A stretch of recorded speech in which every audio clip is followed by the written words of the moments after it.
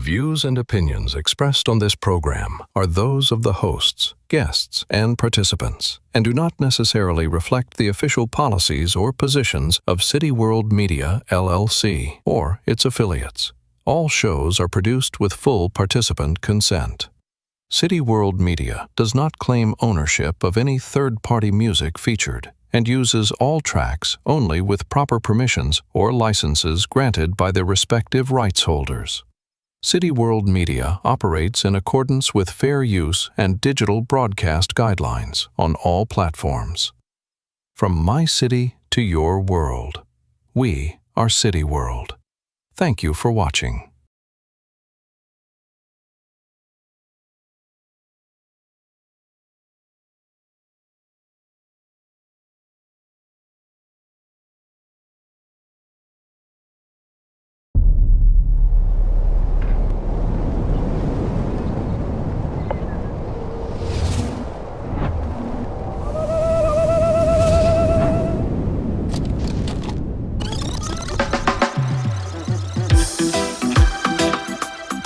So the arms of flesh will fail you. Some will come with words smooth as oil, and them only intention is to derail you. So whenever things seems to be falling apart or a crumble, remember, Lord give us a whole faith and humble. For I know Jah never fail,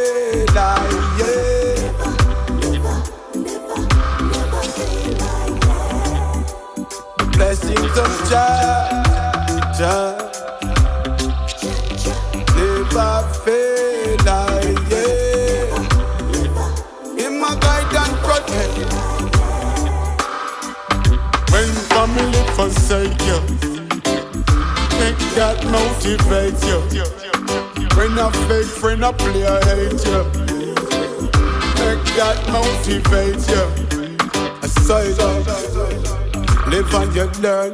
A side up, life is a journey. A side up, love the practice where they preach. A side up, but all I know Jah never fail,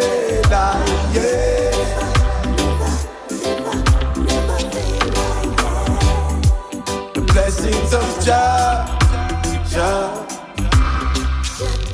never fail, in my guide and protect. Don't take the rising of the sun for granted. I'm like the tree by the river that planted. As the good book says, don't have your children shall bake bread.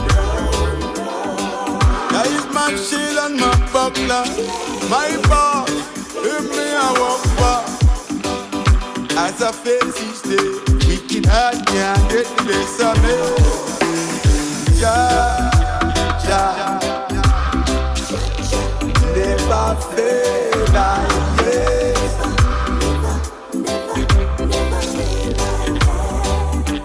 the blessings of Jah never fail, in my guide and protect. Jah never fail yet. Jah is a blessing. Overcome the rough times you've been through. Well, that alone will convince you. The most I love is free. It protect upon the battlefield. That's why I feed on your words every day like a happy meal. Through the rugged road, side rocky valley, stony hill, I know Jah never fail,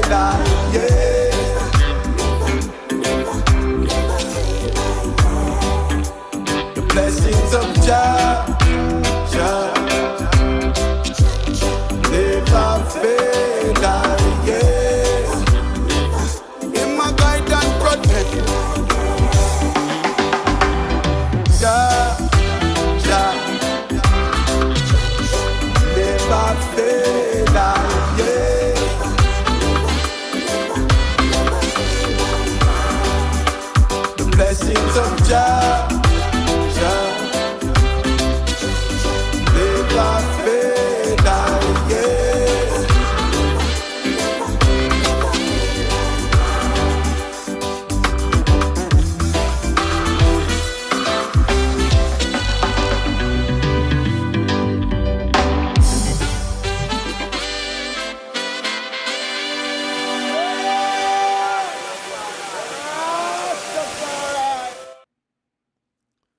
What's good? What's good? What's goody, man? Thank y'all so much for being here.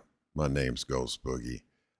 Tonight, tonight's a special night, and again, we're celebrating hip hop's 53rd birthday with episodes each and every single day this week. This has been a great week so far, and tonight is extremely special because we're getting ready to share a music that I love very much and am looking forward and have been looking forward to this interview since we had it scheduled. Tonight we're welcoming in a reggae artist and changing up the pace. So tonight I'm welcoming in an artist whose history stretches across several generations of Jamaican music. LawGiver the Kingson, born O'Neill Phoenix in Kingston and raised in Roadside, St. Mary, came into music through more than records. His father's vinyl collection was part of his education. So were community clashes, musicians inside his own family, and his uncle's Tidal Wave Sound System, where he learned both the microphone and the role of a selector. He eventually returned to Kingston and entered the mixing lab environment where his path crossed with Bounty Killer. His early recording history includes connections with Scared Him, Fat Eyes, Down Sound, and Taxi Records, followed by years of developing his own identity and eventually building an Imperishable Uprising as an independent home for his music. Along the way, his work has connected with Sly and Robbie, Cleveland, Clevie, Brown, Dean, Frazier, Half Pint, Yaksta, and other important names across reggae and dancehall. His history continues moving forward. In 2026, he released The Ancestors and appeared alongside Burning Spear on Received the Call. Supported by Burning Spear live in Brooklyn, and followed those moments with his latest release, Born of Love. There is history to document tonight, along with a current chapter involving new music, independent ownership, and another album taking shape. So, without further ado, it's my privilege and my honor to be able to welcome in the one and only LawGiver the Kingson. Salute, family. Welcome in. Salute, salute, salute, salute, salute. Yes, yes, it's been a joy to be here tonight, you know what I mean? Grateful to be on the show, you know what I mean? Big up, I have to say big up the man called Soul Rock for making the connection first thing. Yes. Saying, yeah man. It's great. So how you been doing? Oh man, I've been great, man. Thank you so much for being here and welcome in everyone. Shout out to Ultramag 7, Crucius Music, and everybody that's tuned in live right now, and lurking Drifter Radio. Yeah, we are gonna kill my cancer this weekend, but Oh yeah, have to. yeah, we're gonna beat it twice. We beat it once, we're gonna beat it twice. It ain't Of nothing but course. something, right? So first, before we get into the questions, I always like to ask the artists about what we just seen and heard. And I know there's a lot of backstory just to that specific song and location. And Yeah. please let everybody know about the song and also about the shooting location and everything that's significant about that music video. Yeah. So this song, that song titled Born of Love. Nah, I'm sorry, Jah Never Feel I. It's a song that I wrote in just little bit when the pandemic was just coming in. You know what I mean? So it's just a song to give people hope that the Most High God never fails, regardless of what situation you're going through. Just like you going through your thing, you know what I mean? Yes, sir. And this weekend, we know that the Most High shall never fail you. So you're going to go and beat that cancer Yes, sir. in the name of the Most High. So, just that song was written to give people hope you know, to know that no matter the situation, you're gonna win, because the Most High never give you more than what you can bear. You get me? Yes, sir. So, yeah, so I wrote that song, released it on my Imperishable Uprising label. The musical part of it was done by Cleveland Brownie of the duo, Steely and Clevie, and Dean Fraser, Owen Reynolds on bass, and some prominent musician, from out of Jamaica working on that project. Plus, the location that we shot that video is an iconic location. It's a spiritual place. That place is called Taki Falls. And when I mention the name Taki, Taki is a great king from Ghana who came to Jamaica to see his cousin Nani, Nani of the Maroons. God, Taki is from the Akan tribe in Ghana. So that location is where my family heritage is at right now in Jamaica, right? And the water right there is a healing water as well, So it's a sacred area.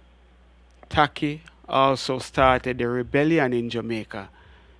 That's where the rebellion started to free the slave all over the Caribbean. It started from that man, So it's a real, significant place, and it will put that energy within the music, to collaborate and, come with that powerful visual that you see there right there. Yeah, Yeah. it's And gorgeous. yeah, and actually, to add to what happened there, with the video and stuff like that, the area roadside where I grew up in St. Mary, we have an indigenous dance called Dinky Mini, which my mom is a part of that group. Is from that dance is from Africa, the Dinky Mini. With someone want to know how the Dinky Mini dance, you can Google it or go on the YouTube and type in Dinky Mini, Islington Dinky Mini group, and you will see how we dance that spiritual dance.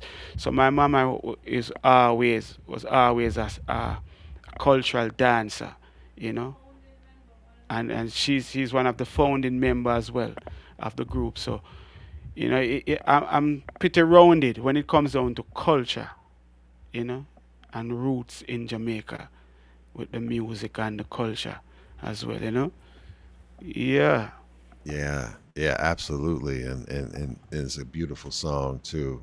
yeah, Uh, you know, you have such a history that we've got a lot to cover tonight and a hmm lot to get into. And what I would love to know, like we always do about this time, is that uh, we always ask traditionally, what's your first memory of hip hop? But this goes deeper than hip hop, and so what I would like to do is ask kind of a two-part question. What is your first significant memory that you have associated with music? Like I said in the introduction, I know that your father's music collection and yeah, him, you know, had a big impact on you. Just like my parents listening to yeah, music, like we listen to more music than we watch television, right? And so I can relate to that, and tell us about that memory, and then also work in after you get done with that, like what is your first memory that you have associated with hip hop, and like what was like the one that resonated with you most? yeah. So, with the beginning of my musical journey, started with my dad. My dad, wherever he can get the 45s, the vinyls, he will go and find that vinyl to buy it. And Sundays, he would go to my uncle's or a lady called Miss Mac. So them days, you would store your records in the bear box. They have Yeah. those bear boxes that made from cardboard boxes. Yep. So once he touched that box, at a tender age, you can't leave me. You can't go through the house and Right. leave me. You have to take me. So my memories start from there, to the music. You normally would play like some Otis Redding, some ska, Dan Drummond. Dan Drummond is a man who blow the trombone, within the scatter lights. And as I said, the Otis Reddings, the uh, Danny Hathaway, you know, Mm. singers like those. So the music roots started from there, even though it was more like the foreign music, the blues, the jazz, the blues is a person from that era. And then you have like the mento music, which is a indigenous music where the ska stem from Hmm. in Jamaica. He had a lot of those records as well, so every Sunday, I would just take his record box and go to my uncle's place to play his music, you know. And from there, I learned how to, take the needle, put the needle on the record at 3, 4 years old, take it off. He showed me how to do that.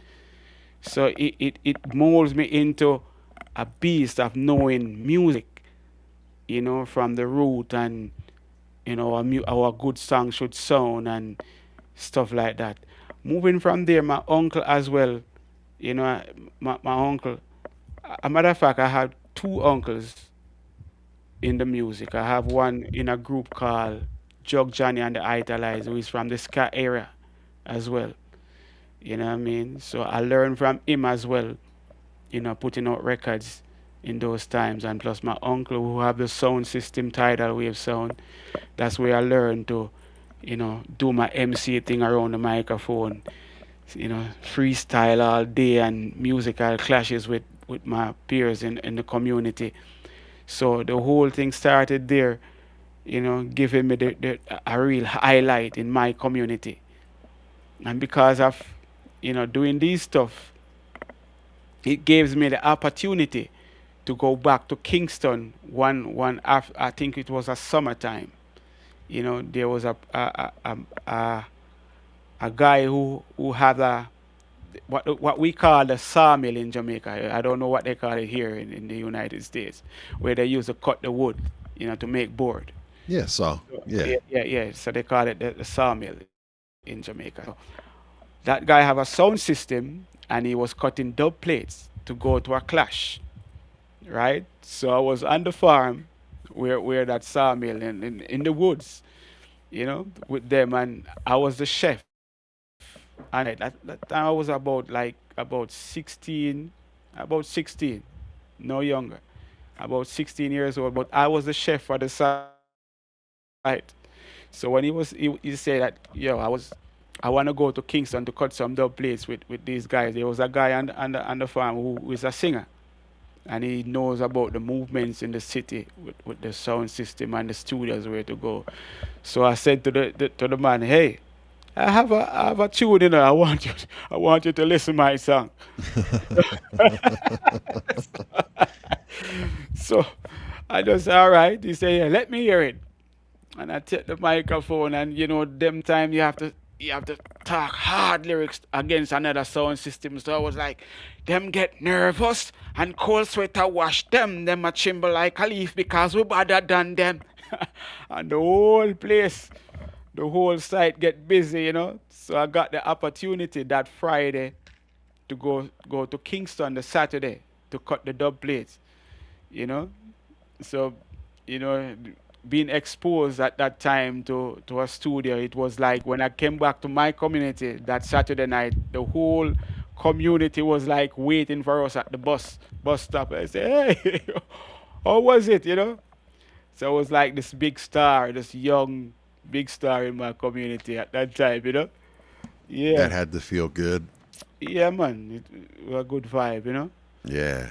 It was like, because, one of the things that I found really interesting was is that, the story about how when you were young, you guys would practice and like you formed microphones out of clay to, you know, Yeah, and you know, basically put on a show and a class. But you know, you guys just, you know, you out of like, we're gonna make microphones out of clay and yeah, then yeah. represent. Tell me about that. I'm curious, man. Bruh. As a young kid, So back then, you know, we can't afford to buy microphones and turntables and stuff like that. So what we yeah, did, we make our own sound boxes with out of clay, which no speaker is in it, but we make it looks like a speaker and the microphone from clay. There's a thing that we call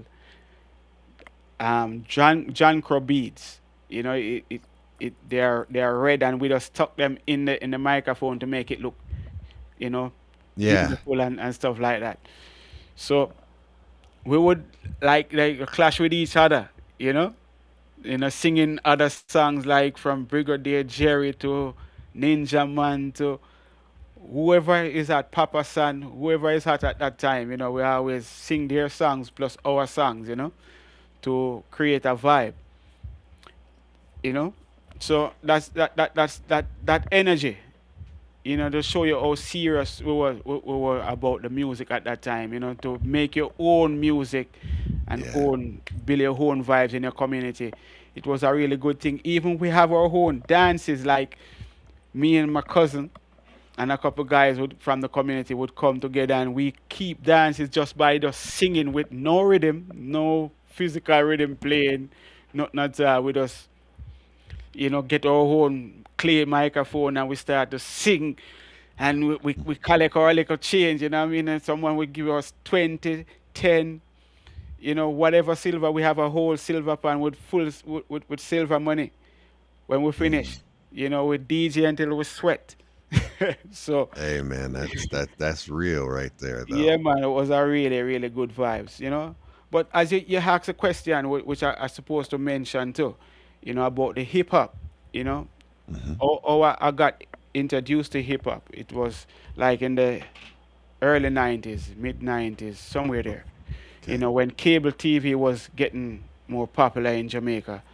I used to like watch the BT and, watch Biggie Smalls, we watch KRS-One, Jay Z, we have Rakim the Roots, Erica Badu, artists like those, I get introduced to and like the whole flow because what happened is that, as I said, Jamaican introduced hip hop to America, right? Hmm. But in terms, I have this to say this that hip hop, even to this day right now, influencing Jamaican music more, even more right now. Mm. Trust me, because I sit back and see where a lot of, the hip hop sound and the styles, becomes one of Jamaica's prominent movements right now. No doubt about that. It's reality, you know. So, coming up in those times, in the 90s and watching these guys doing their thing, it motivates us and realize that, we can package ourselves, get some image together, put some apparels together, get your own music company, you know. We start Yeah. follow those steps and realize that, it's more bigger than just standing around a sound system and spit at the rhymes, it's more like a business, you Oh know. yeah. Yeah, you Well, take up. it's basically, you know, we always say that, you know, it started out here in the States, and when it started out, you know, just this past Tuesday was hip hop's birthday, and Wow. it was his 53rd birthday. But when it started out, and even up until, you know, the 90s, but during the 80s, it was very common for the older generations to say that it was a fad and it Mhm. wasn't going to last. And, Mhm. you know, that kind of like it was going to go the way a disco went. You know what I Yeah. mean? It came and went. And it was going to be what they call flash in the pan. And Mhm. uh, our generation made sure that it didn't, and it had such a powerful thing to where Hmm. it's impacting, like what you said, it's impacting, basically the culture there, whereas it's impacting all of the culture throughout the entire world. And it's Yeah, became its own thing where every culture's incorporated some part, yeah, shape, form of hip hop. So yeah, hmm, that's amazing to hear, though, that how yeah. you're saying that it has that significant of an impact And even there.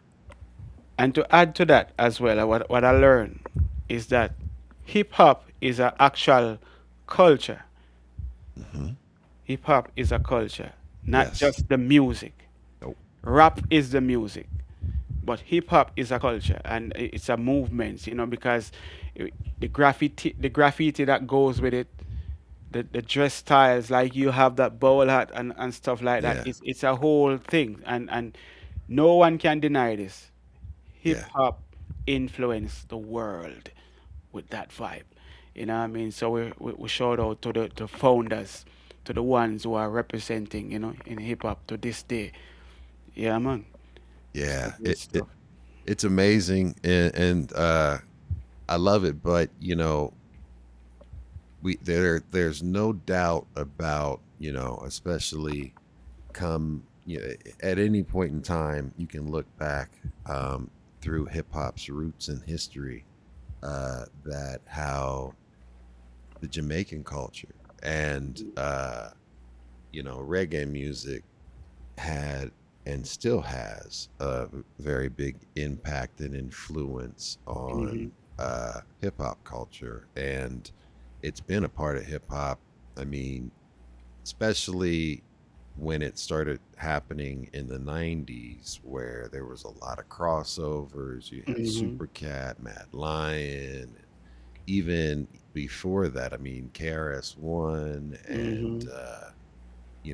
Doggy BDP, Fresh. Dougie Fresh, like in all of the, Yeah. to all of that, where it was integrated and incorporated into basically hip hop music, and the dance hall clash over it, and the mashups where, you had uh, basically reggae artists and dancehall artists Hmm. going and taking the instrumentals to popular, hip hop songs Hmm. and flipping those. And as a DJ, I was always digging and going to the record store looking for those mashups and Yeah. clashes, and being like one of the first ones at the, to have that and put it on, because I know that someone was going to request it, or I was going to be Yeah. able to break something, because that was something that was big, and you Hmm. always had to have a reggae set, or a Yeah, for real. dancehall set. Yeah. For So, real.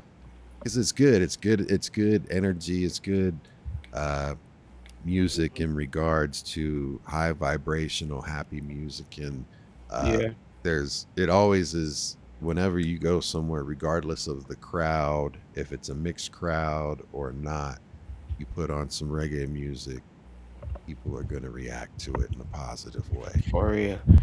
And to mention to that as well, we can't deny that the blues, the jazz, the blues Oh, man. music also influence reggae, because what I learned is that the producers back then, like the Studio One, Coxon, Sir Coxon, would come to America, Yes. get these songs, and take them back to Jamaica, and he create stuff around these songs. You know what I mean? So American music really influenced reggae a Yeah. lot, and we can't deny that. Jazz influenced the whole thing as well.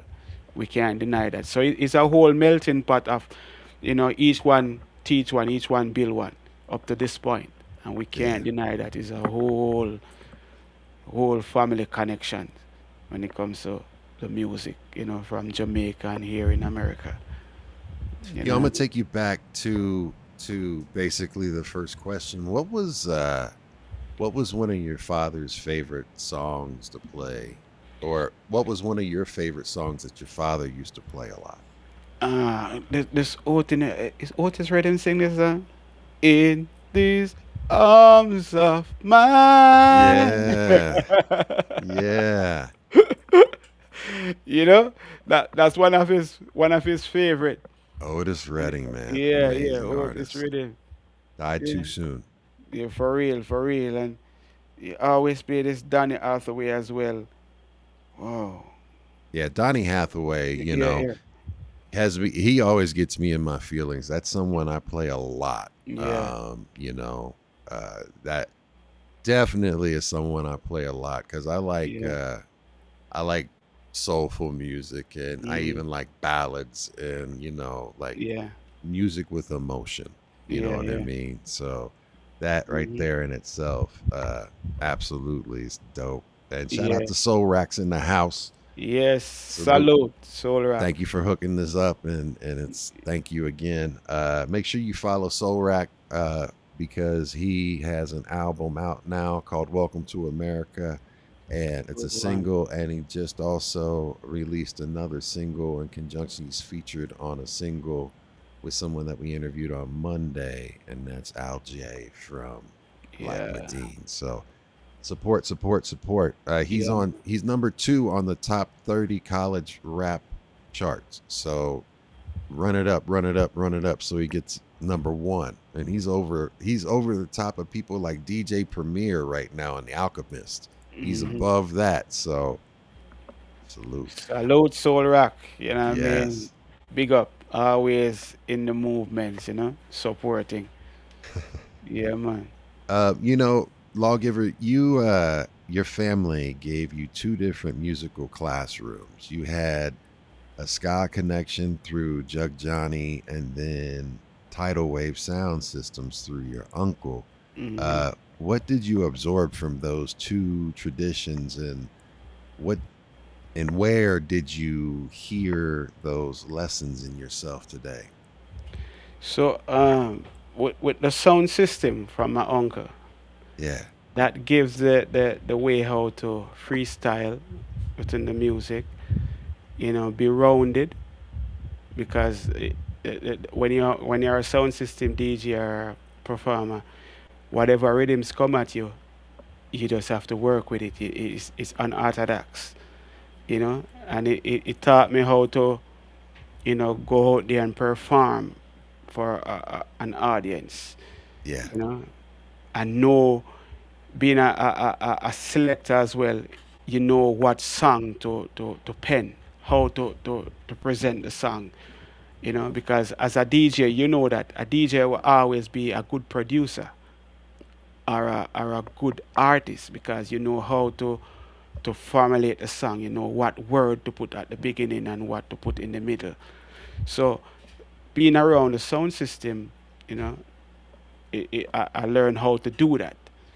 Now my uncle and the other uncle now, which is Jug Johnny and the Italites, actually it's an uncle and a cousin in that group, right? So what I learned now from them, how to really make the song, you know what I mean, and how to pitch the harmonies. Even though I was young, but it lives with me up to this day. You know how to really create harmonies from your lead vocal, uh huh, and stuff like that. Little techniques that they I watch them perform in the community and realize how to do stuff like that.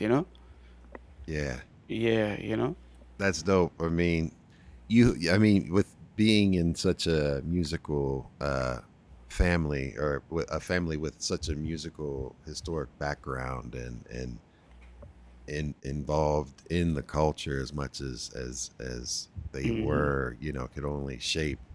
I mean, could you see yourself doing anything but music? I can't see myself doing anything but music. I actually I love planting stuff. I love Ah, planting. As a farmer, I love that. But I can't see myself doing anything because from early days of school, I said to my teacher, ask me, from high school, what are your yeah, plans? What are you planning on? I say, I love music. I want to pursue. I want to go back to Kingston, to do music. He said, okay, go ahead, you know. So I didn't see myself doing anything but music. You know, I was born for this. Yeah, You know, man. yeah, That's dope. I mean, so you like getting your hands in the earth and working with yeah, the earth. yeah. I love that. I love connect with Mama Earth. Mama Earth is my therapy. Otherwise, from music. You know, before even like I woke up, when I wake up in the mornings, like I like to go in the garden. You know, talk to the plants. Right now, I have the music playing for my plants right now. That's So you dope. know, What kind you of know, music do you play for your plants? hip hop is just a random playing. I play hip hop, blues, you know, the now music, you know, pop, Hmm. dancehall, reggae, you know. I just play music, whatever pop up on the playlist. That's dope because they've scientifically proved, they've done studies that plants Yeah. grow better, and also the different types of music can influence how the actual plants play or Yeah, grow and for real. everything like that. I mean, and think about how deep that is in regards to, the science of horticulture, or whatever you Hmm. want to call it. I mean, it just proves that, you know, everything's connected Yeah, for through real. one spirit, through one energy, through one force. And when you Yeah, talk about gardening and getting your hands and planting, yeah. one of the things that, especially with the way American culture is, uh, coming from, we went from a society that was built on agriculture, then to industry, and we Hmm. started going more inside, but and not being outside, and especially with the youth these days, they want to just stay inside and be on the computer and on the Right? phone, right? And you know, through like my doctors and through all of this journey that I've been on with health, they stress how important it is to go outside, Yeah. get some sun on you, right? Hmm. And then also, you know, in regards to grounding and like stabilizing Yeah. your system, like get barefoot and Yeah. put your feet Touch a on the plant earth or and something. touch Yeah. a plant, like, but definitely, like, Hmm. stand barefoot in some grass and Grass. Yeah. let everything absorb in, and they have scientifically proved that that is important. Yeah. Yeah. But we got to big up one of my biggest fan base, Brazil. You know, Yes, it's not to Brazil's in the house. Yes. Salve, salve. Boa noite. Familia. Yeah. To the Salute to best. Brazil. Thank y'all so much for being here. And y'all, just so Yeah. if it's too late and you guys got to go to sleep, this will be up and running. You can press the replay tomorrow. It'll be up, stays up. You want to press rewind, it's there. So this isn't going anywhere, y'all. So definitely Yeah. just hit follow on the channel, like the video, help us out, and we'll spread this out, and Yeah. we'll also collaborate with Lawgiver on your YouTube channel, so it'll be on your channel as well Yeah. if you're Excellent. interested in that. Yeah. Yeah. For sure. For sure. But much love to everybody that's around. We've even got Russia tuning in right now that I've seen in the chat, so salute to Yeah. Give Russia. thanks. Give thanks. Yeah, man. Uh, Yeah. um you know Tidal Wave put you close to artists such as Capleton, Mad Cobra, while you were still learning to select and work a microphone. What did you learn watching, established artists operate from the other side of the sound system before you became a professional recording artist yourself? Yeah. Watching Mad Cobra in the early days, because Islington, a lot of people don't know. Mad Cobra is from Islington, right?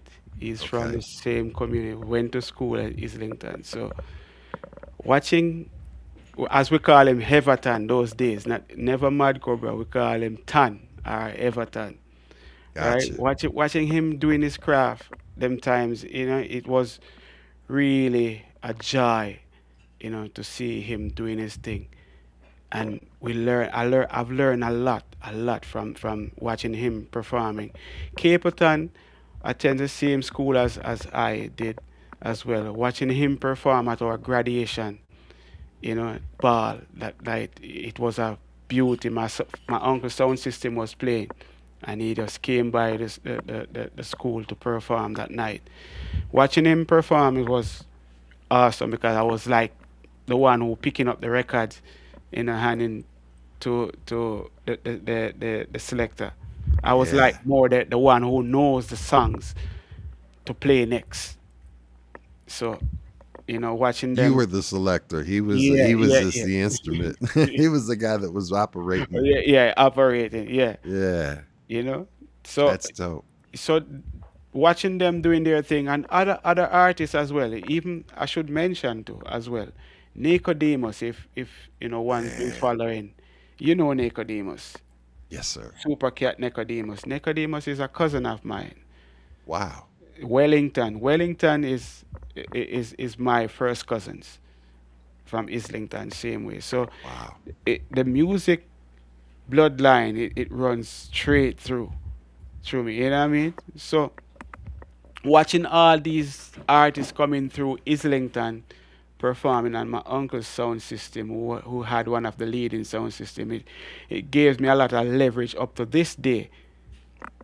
It give I think it's what give me longevity within the music as an artist, not being a well established artist as they would say a bus artist, but in terms of being in the business so long and know how to navigate, and you know having my whole career going, Yeah. because I know how to you know make music, and know how to navigate the whole platforms, and be dominant at this point. I'm That's getting dope. stronger each day.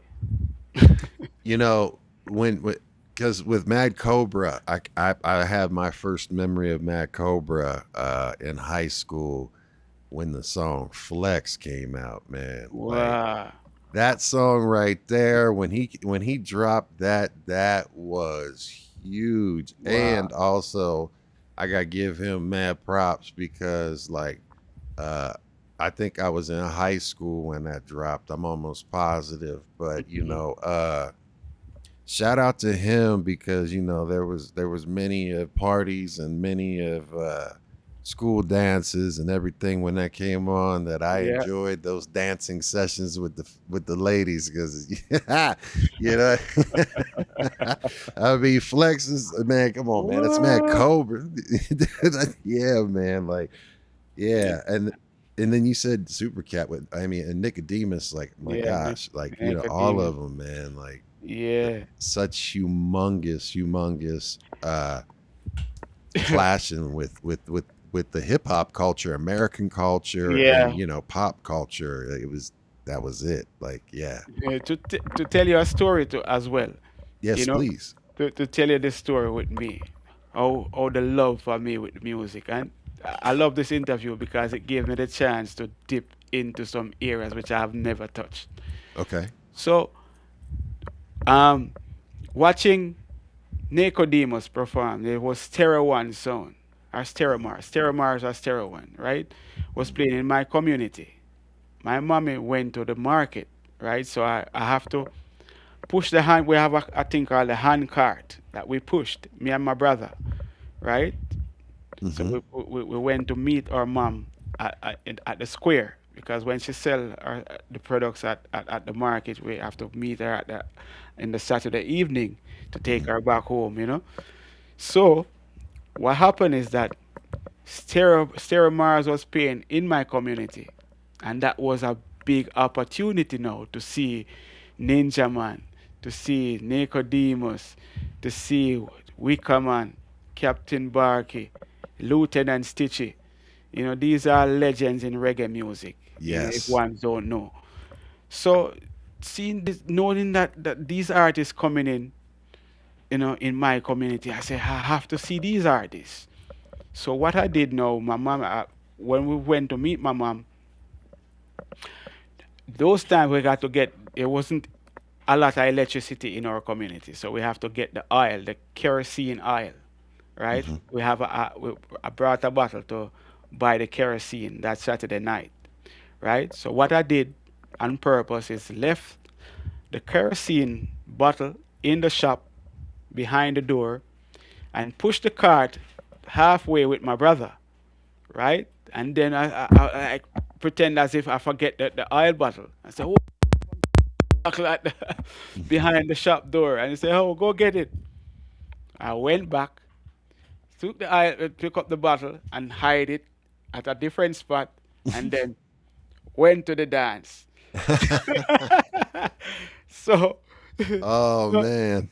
yes, I'm watching the artists. I couldn't go in because I was too young. So I was like looking at them through the bamboo, and Wow. watching the whole movements. So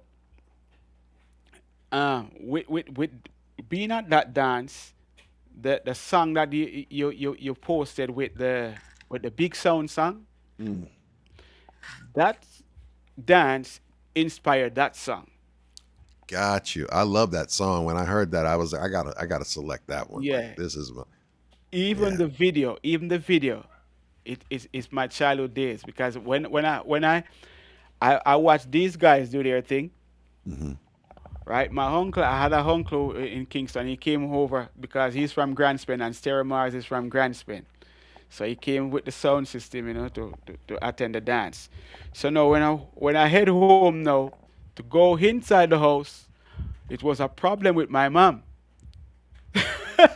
She wanna beat me because Right. of I was not. wondering, like, when you got home, like when you finally got home, what were the circums like? What was the repercussions like? The whip was waiting, so I was climbing through the window. You were climbing through the windows, just Yeah, to waiting go for you. into bed, yeah. So I slept outside. So my uncle is the one that saved me. Big respect to Daddy O, which is my uncle. We call him Daddy O. Got He you. came in the Sunday morning to beg for me. You know what I mean? So because of those, incident and situation, it makes me who I am today. You know, loving the music from a tender age and will go to anywhere to just to consume the music or just to perform it. You know what I mean? Yeah, man. So Yeah, that's that. Look, how old were you when that happened? uh, those times maybe about, I don't think I was 10 yet, maybe about 9, 8, 9. Yeah. And I wasn't like, tell you the truth, I wasn't like the street kid. I grew up as a house child, Yeah. but they know that I love music to the core, you know? So Yeah. that's the first time I ever sleep outside, you know? Hey, look, that's that shows automatically, like when I asked you the question like before, you know, did you ever think that there was anything else that you were going to be? At 9 years old, you were you were scheming and sneaking just to be able to see performing.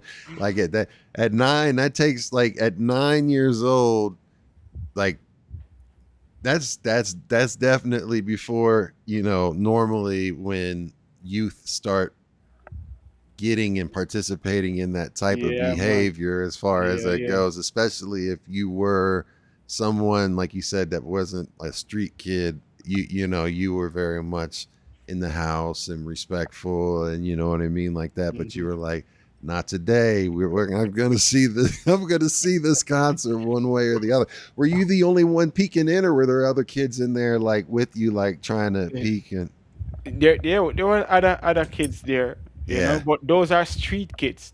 I know those kids are street kids. But I was Yeah. like one of the whole household because my mom is a Christian, my dad is a Christian, he's a pastor, like, you know what I mean? So it was Mhm. odds for me to be out there. It was really weird. But I'm sure they were um, worried about you. That's why they had that switch waiting on you. yeah, yeah, for sure, for sure, for sure, Man, I'm just trying to think like what would happen if I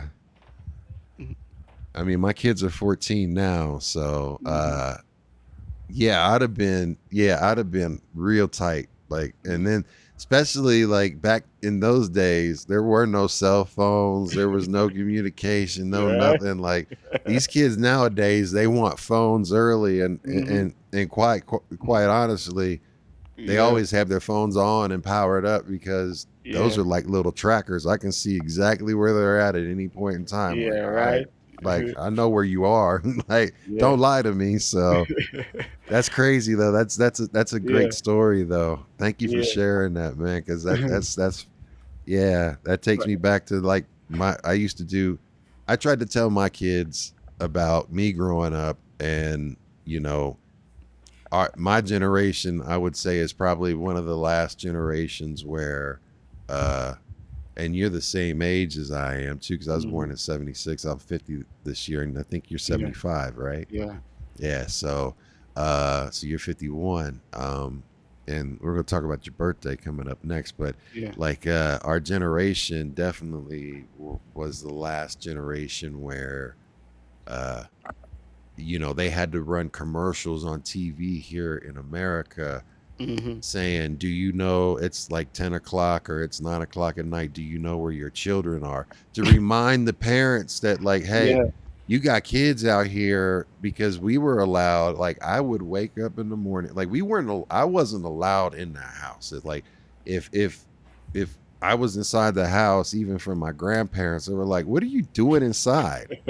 Like, you know what I mean? Like, I got to use the restroom. Like, use the Yeah. restroom outside. I need to get something to drink. There's the hose outside. You know, get on your bike and go out and be gone. So, I mean, we would be on our bikes, gone 20 miles away, just out there kicking it. You know, as Yeah. long as Yeah. you were home before Yes. the lights came on, you know, at dusk, you know, Mhm. everything was cool. But Yeah. nowadays, kids don't want to leave the house. It's like, get outside, go, like, please go.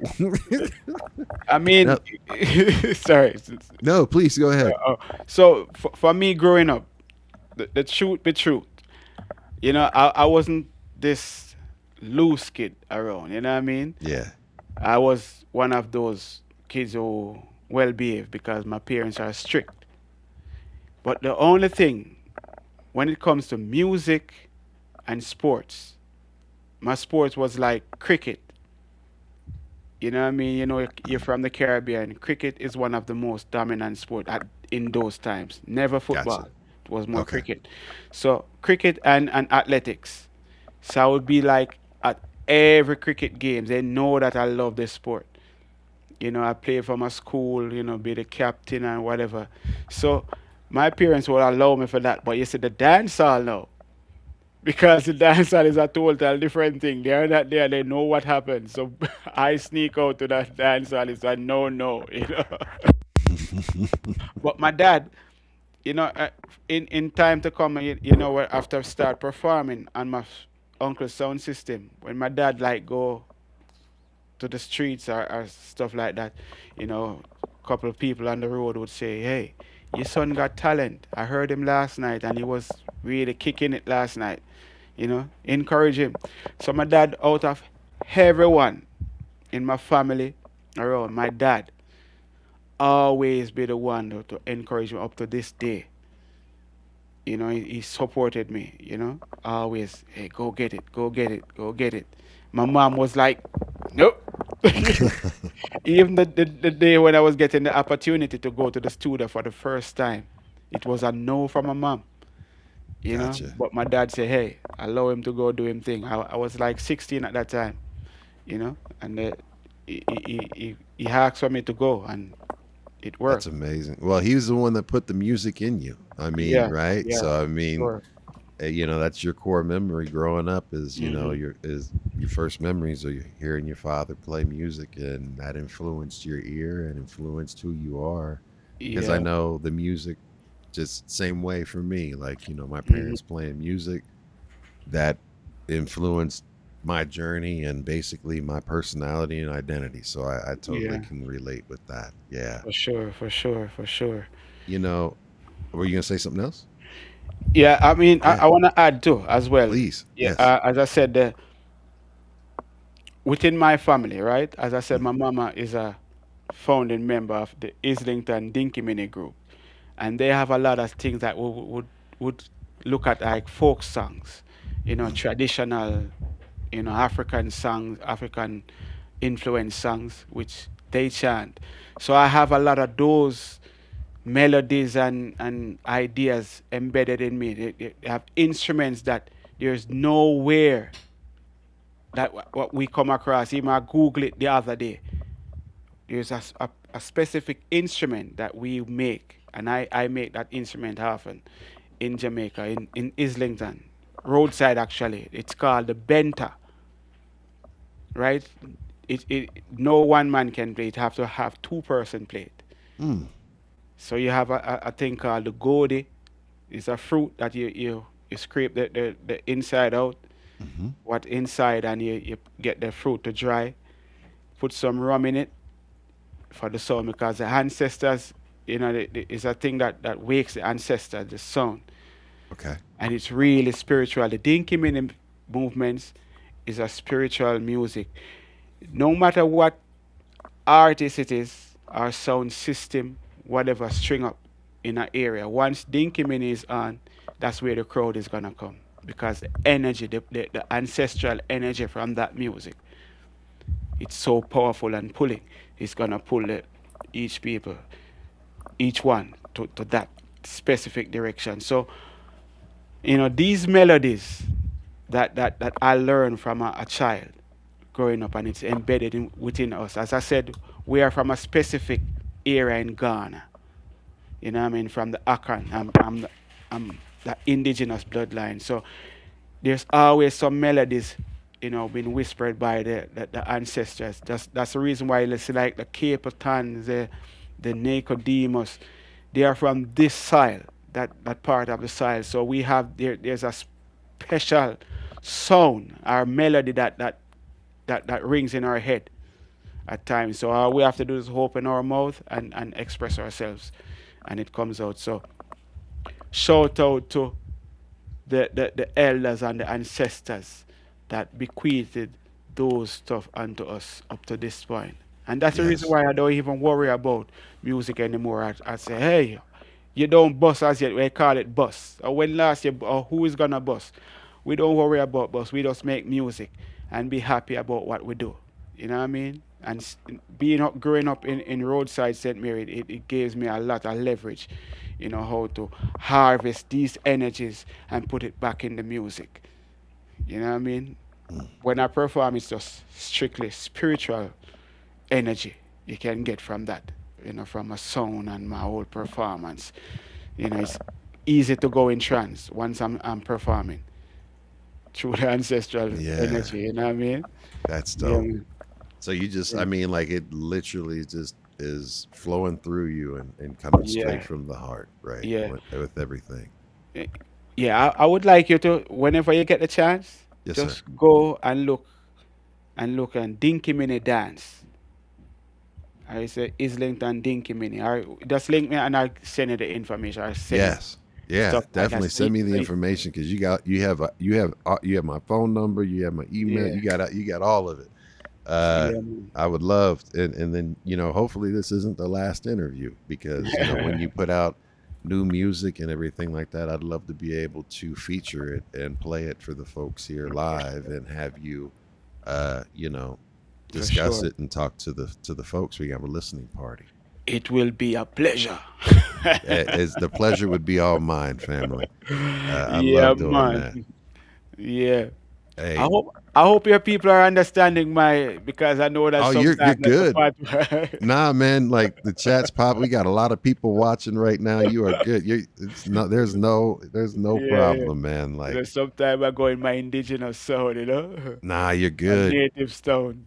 So, there was something that you mentioned when we were talking off air, and I think it's very important. First off, I want to wish you a happy belated birthday. Yeah. You said July 23rd, 1975, you were born, but Mhm. that date is a very, very, very, very special and significant date in culture and everything like that. And I am going to pass it over so you can explain to everyone who doesn't know. Yeah. It, yes. All right. So Rastafari, Haile Selassie is Imperial Majesty from Ethiopia, who is the head of Rastafari, right? And the movements of Rastafari was born July the 23rd, so, right? It's 1892, right? Hmm. So his birthday is same as we share the same birthday, the 23rd of July, right? In Genesis 49, it spoke about Genesis 49, it spoke about Judah. So if you're a Leah, you're a Judah or a lawgiver. So Genesis 49 says, the scepter shall not depart from Judah, neither a lawgiver beneath his feet till Shiloh. The praising of the people should be upon Judah, which is the lawgiver.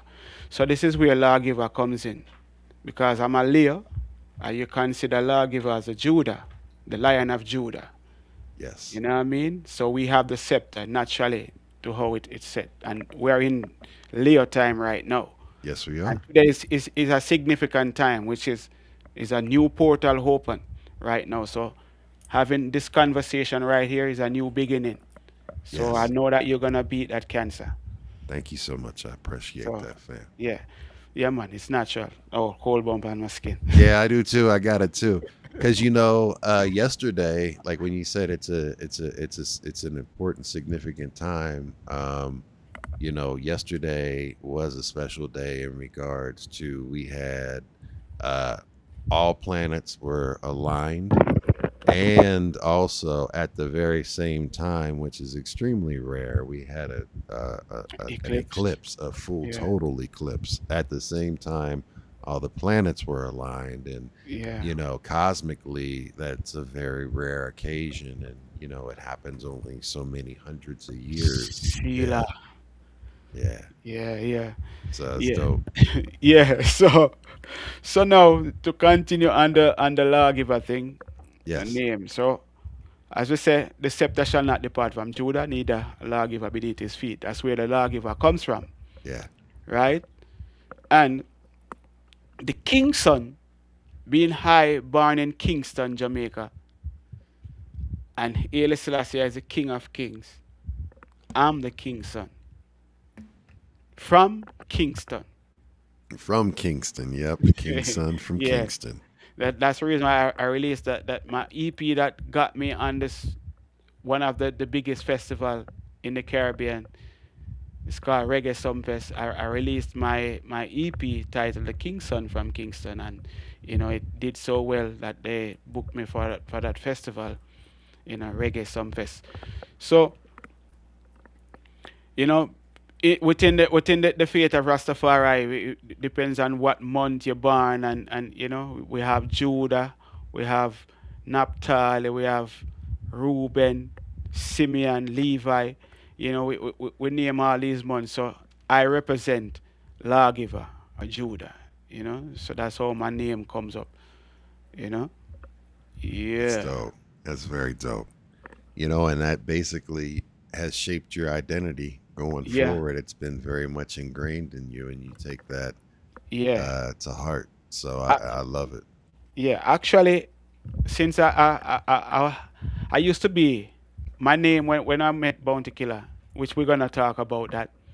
You know, I, I had a name called Dice.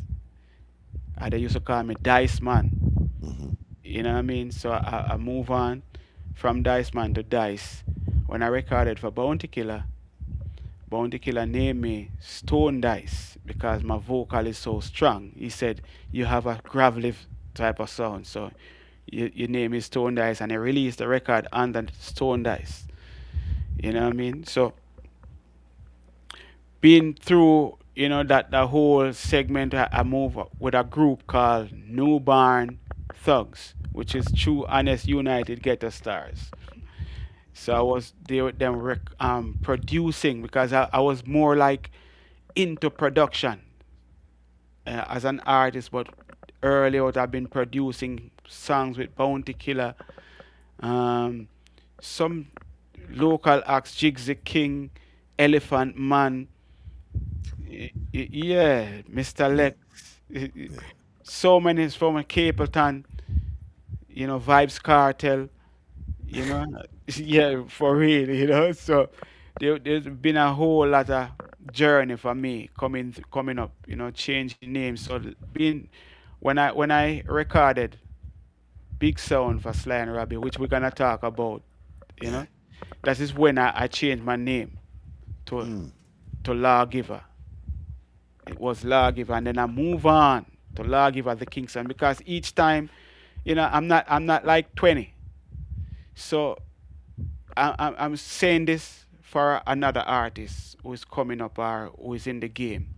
If you reach to a certain point and you realize you're stuck, you can add something to another moniker to your name. You can still keep the name, but still add something to your name. So it always, recreating, and keep fresh.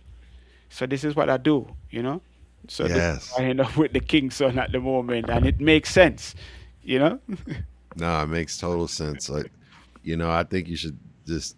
I think this is the perfect name and everything for you as far as there's so much Yeah, meaning right. to it, and Yeah, it's yeah, organic and it works. I mean, it yeah, just the fact that your history with Bounty Kill. I mean, you named some names right there that are I love. I've got records and records and records of those artists, and when you mentioned that Bounty Killer, right? It reaches back to the period when you were known as Dice, yeah, the Lawgiver, and including Bad Smell through Scared Him around 1997, right? Now, walk yeah. me through how your relationship with Bounty Killer started and, what you learned from working around him during those formative years in your life. So first time, meeting Bounty Killer. Seeing him come to the studio at Mixing Lab Studio, 58 Dunbarton. Big up the man called Rai Francis, who gave us the opportunity to see how music make. Big up. So coming out, that meeting Bounty Killer, it was a night. I have an engineer friend. Mm, I figure out how to, get myself a little bit, a little step ahead of everyone because the studio is full of artists, yeah, outside, inside. So what I did is friend the engineer, Bounty's engineer. You know what I mean? If you want to get a drinks up the street, I say, I'll go buy it for you. You mm, get me? So hmm, I becomes a friend of him yeah, because I'm the one who can go and get a drink, so we're willing to go get a drink. So yeah. no, we becomes friends, and he said to me, hey, Bounty Killer is coming tonight to record, so I want you to be on the session. It's gonna be late because he's coming when everyone is gone home. So just relax at the studio, right? So when Bounty came to the studio, now I said, come in on the session. So when Bounty Killer and say, hey, he said to Bounty, I want you to listen to my artist. Mm, Right? So when Bounty Killer recorded his song, I think Elephant Man was there. Elephant Man, Harry Toddler, Nitty Kochi. It was the whole Scare Them crew because he have his crew called hmm, Scare Them. So them time like the Scare Them crew was hot, really hot. But they weren't recording as often as Bounty Killer wanted them to record. They were more spending more time with the girls and the flare type of thing, which he want to record an album with them. So when he put them around the booth, they could not come up with a song. None of them. I think it was only one of them who recorded the mm. night. I think one of them called Daily Bread recorded the song. So I got the opportunity because of that. No one have a song to record So it's all right. You go around there, right? I was like, being around Bounty Killer in those times, it's Yeah. like God of music come. I was like, wow, because Yeah. growing up, Bounty Killer was like the God of music. Yes. So when you come around someone who is really up there in the music, it's like a tense moment, Yeah. So when you say, hey, go around the booth, there was another artist called Anthony Redrose who responsible for Bounty Killer's first song that was could play on the air, because Bounty Killer was more hardcore, you Yes. know, Yes. gun lyrics DJs. So I Anthony love Redrose, Bounty Killer. I got all of it, man. Because yeah, he was just raw. Yeah. yeah. So Anthony Redrose was there at the studio with him as well, and he's the one that influenced Bounty with a lot of radio influenced songs and stuff like that. So when Bounty Killer say, "Hey, go around the booth and do your thing," so the engineer and I say, "Hey, don't feel me," they would just set up this and don't feel me. Put on the headset, boogie. Those days, you have to practice at home. Hmm. It's not like now when you have the computer. Even Yes. though it was 24 track, though you could stop and pick up, but you have to practice. When the engineer walked back out, he set up the headphone for me and put the mic there, adjust the microphone to my height, because when Bounty was recording, it was high, tall. He's a tall person. So I was young. I was like about 20 at that time, Gotcha. right? And he said, "All right," they pressed red light and said, "Red light, recording.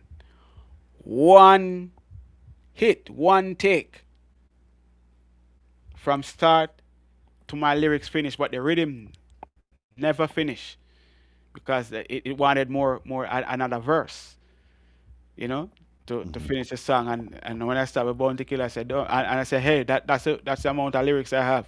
He said, don't worry. And he gave me 4 lines, and Anthony Redrose gave me 4 lines, like 8 lines immediate on spot. And they just say it out of their mouth. And immediately I just put the 8 lines. But straight. And then from top with the song.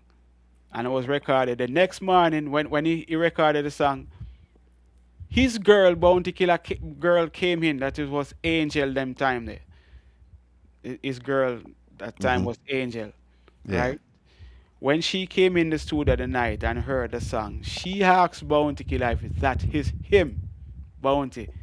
Because Wow. yeah, because those time I was emulating Bounty. You know what I mean? The Yeah. Buju Bounty, I have a deep voice, so it's easy for me to swing to anyone. So she asked him and said no, and he pointed at me and said, that's him. I said, when you see the little little person, that little man, I said, yeah. So the good thing now, when Bounty Killer recorded me, Yeah. right, the next day I came to the studio. A matter of fact, when I came to the studio, the next evening I came to the studio, it was chaos. I mean, Bounty Killer been driving from the whole day to every studio that he goes and in sea view everywhere, playing my song and said, this is his new artist. And so it was Wow. a big hype for me, hearing my song on the radio, not knowing nothing about the music business, how to shows and how to get a manager right and stuff like that. It was a big hype for me, but never know how to deal with it. Wow. Wow. so, so all that hype it just happened, and I have memories from that up to this day. You know what I mean? That has to be So, an amazing, like that gives me the goose pimples or the goose chill, like the chills, because I could just imagine like yeah, being man. in that situation, and how you basically you were part of the mixing lab environment, and Hmm. during that time you were learning about studio culture, and like you said, all of the things that it took back in those days when it wasn't on a computer. Yes, you had Yeah. tape, and you only had tape cost money, and Hmm. and if you didn't do a one take like you did, and it's very rare for people to do a one take, right? Yeah, And, very rare. and you know, they normally have to punch in and clean it Yeah, up yeah, or yeah, like yeah, do yeah. this, and like Hmm. you nailed it right off the bat. Have to. Yeah, man. And so that goes back to the whole thing of like, you know, it's inside you, right? Yeah, And you just let it go. for And real, for you real. mentioned Buju Banton. I mean, uh, Yeah, one of my favorite Buju Banton songs is Champion, you yeah. know, Walk like like a champion.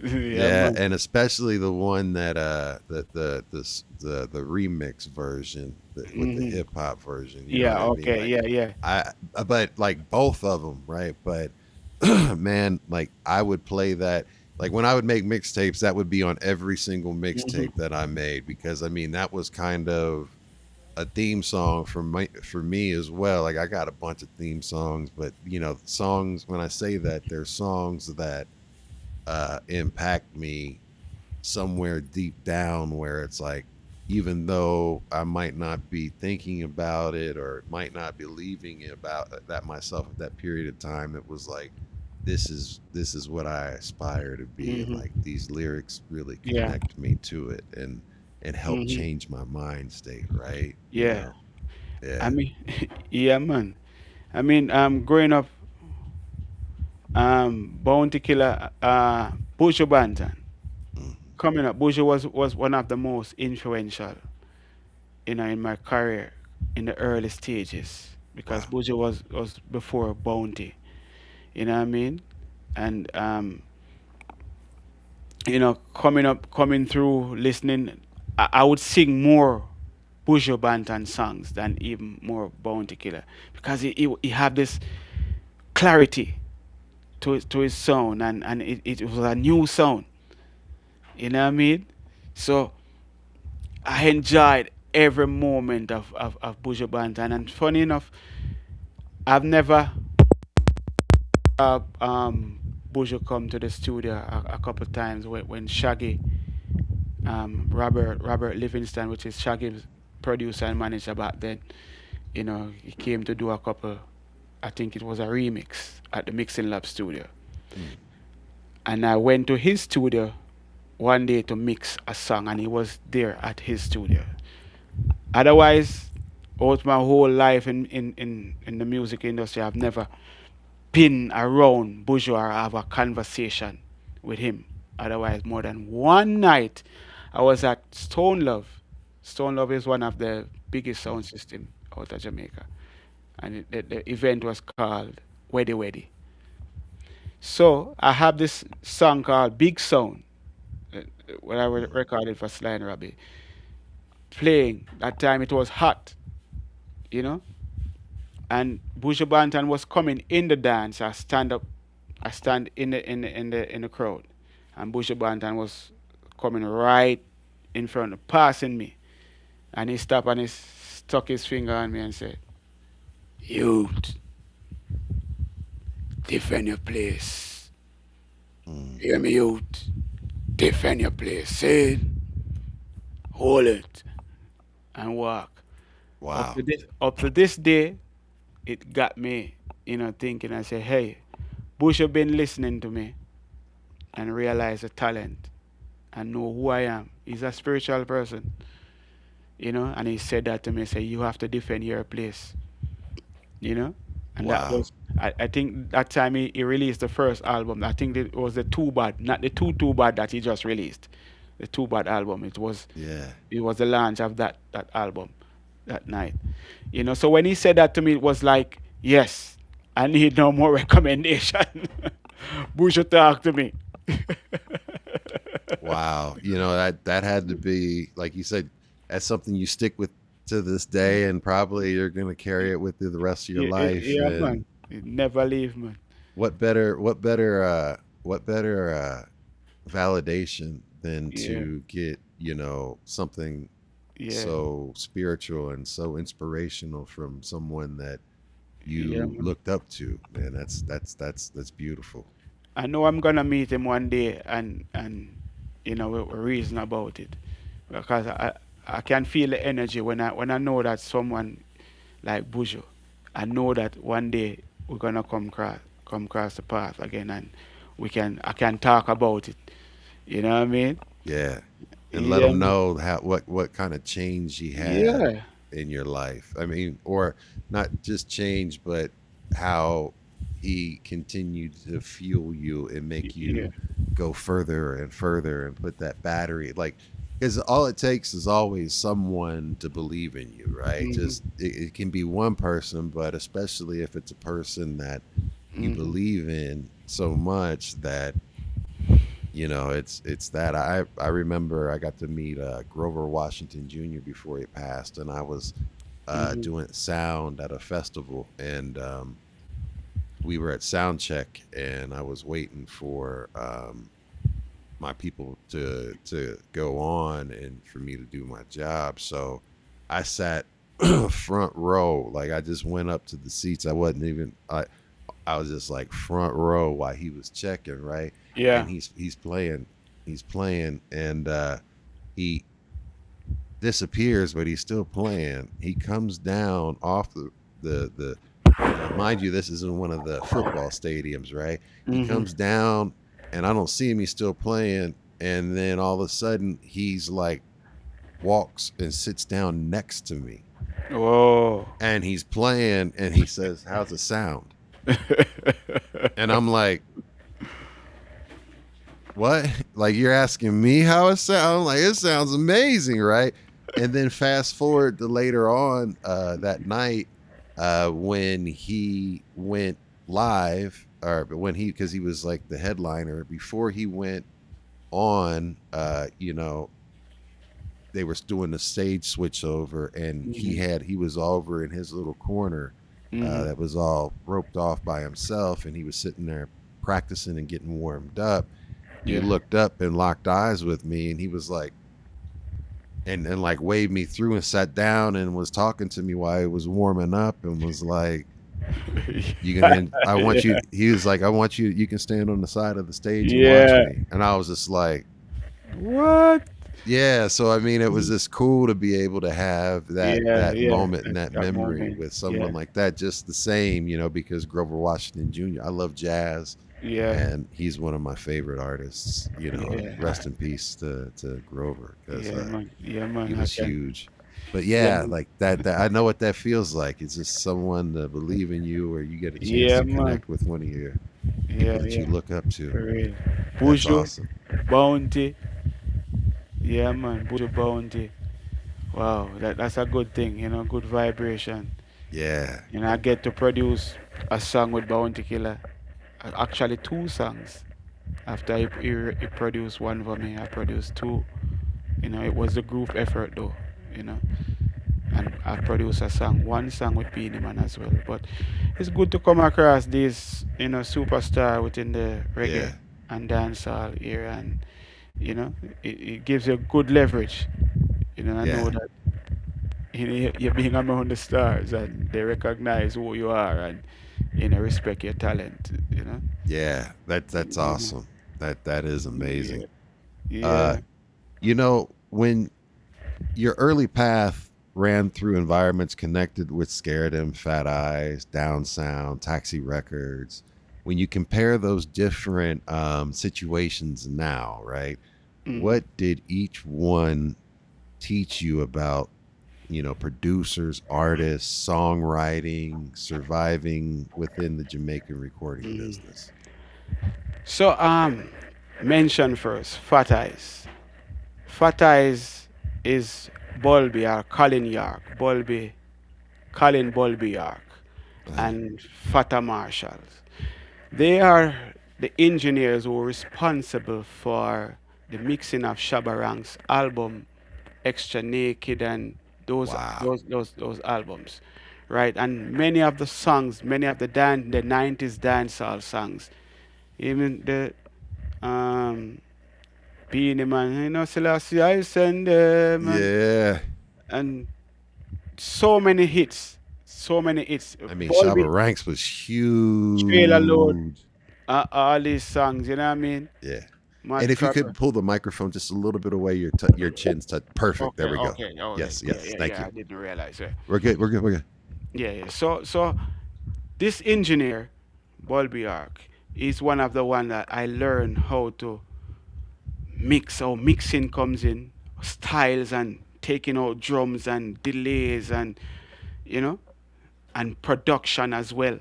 Yeah. A part of production. I Yeah. learned from him how to, you know, um, I can get a whole section of rhythms and know how to balance it to create a sound out of it. Mhm. I learned that from Bulby Ark, as well as Fata, because Fata is his two-person, So Fata Marshall, which is Fata Marshall, he's the one now. He's more like the roots reggae. So he would give you the more like the dub style mixing and the splashing. Mm-hmm. You know what I mean? So I learned those things from them. You know what I mean? Like Sly. What I learned from Sly is the making of the rhythms. You know what I mean? Like I've been there seeing from the first drum beat that Sly made with the fed up rhythm. If one know about the fed up rhythm and many other hits, I've seen it. I've seen so many hits made by Sly and Robbie from the studio, so I learned how to create. Watching them. My experience with Down Sound Records was I recorded two songs for them. I recorded two songs for them, but I don't even know if they had released them or anything. Mm. But that buyer was from them time, But being seeing Down Sound Records and what they do, they he's been in Jamaica for a while, and he do spend a lot, in the music, Yeah. and I've seen how production, can happen in terms of creating shows and be a person because in the long run, I have to salute Joe Bogdanovich as well because when I released my EP and I had a media launch, he took the time out to come and make a speech at my EP launch. You know what I mean, and gave a good presentation, and I salute him for that, and even to book me on his festival, it says a lot, and I just wishing them good luck going forward. But what we would love to see personally is more reggae act being introduced back to the stage, to the reggae Sumfest stage, like we used to, because I mean. In terms of that, we don't think that we are getting the roots reggae act are getting more the exposure that they need, because it doesn't come with the flares and the what they would call it the gimmick and the stuff like that. I mean the clothes. It's always a spiritual and a mission music. So yeah, would like that incorporate back into the festival as it's built from the foundation. you know. So Yeah. yeah, so these are the experiences I gather from being around, and I could talk about working with Sly if you want me Yeah. go there. Please. Sly being a friend. Rest in peace, Sly and Robbie. Sweet. Rest in Yeah. peace to those two legends because those two legends allowing me to come on their session. It's priceless and it does a lot for me within the music. Yeah. And it gave me that leverage and stability.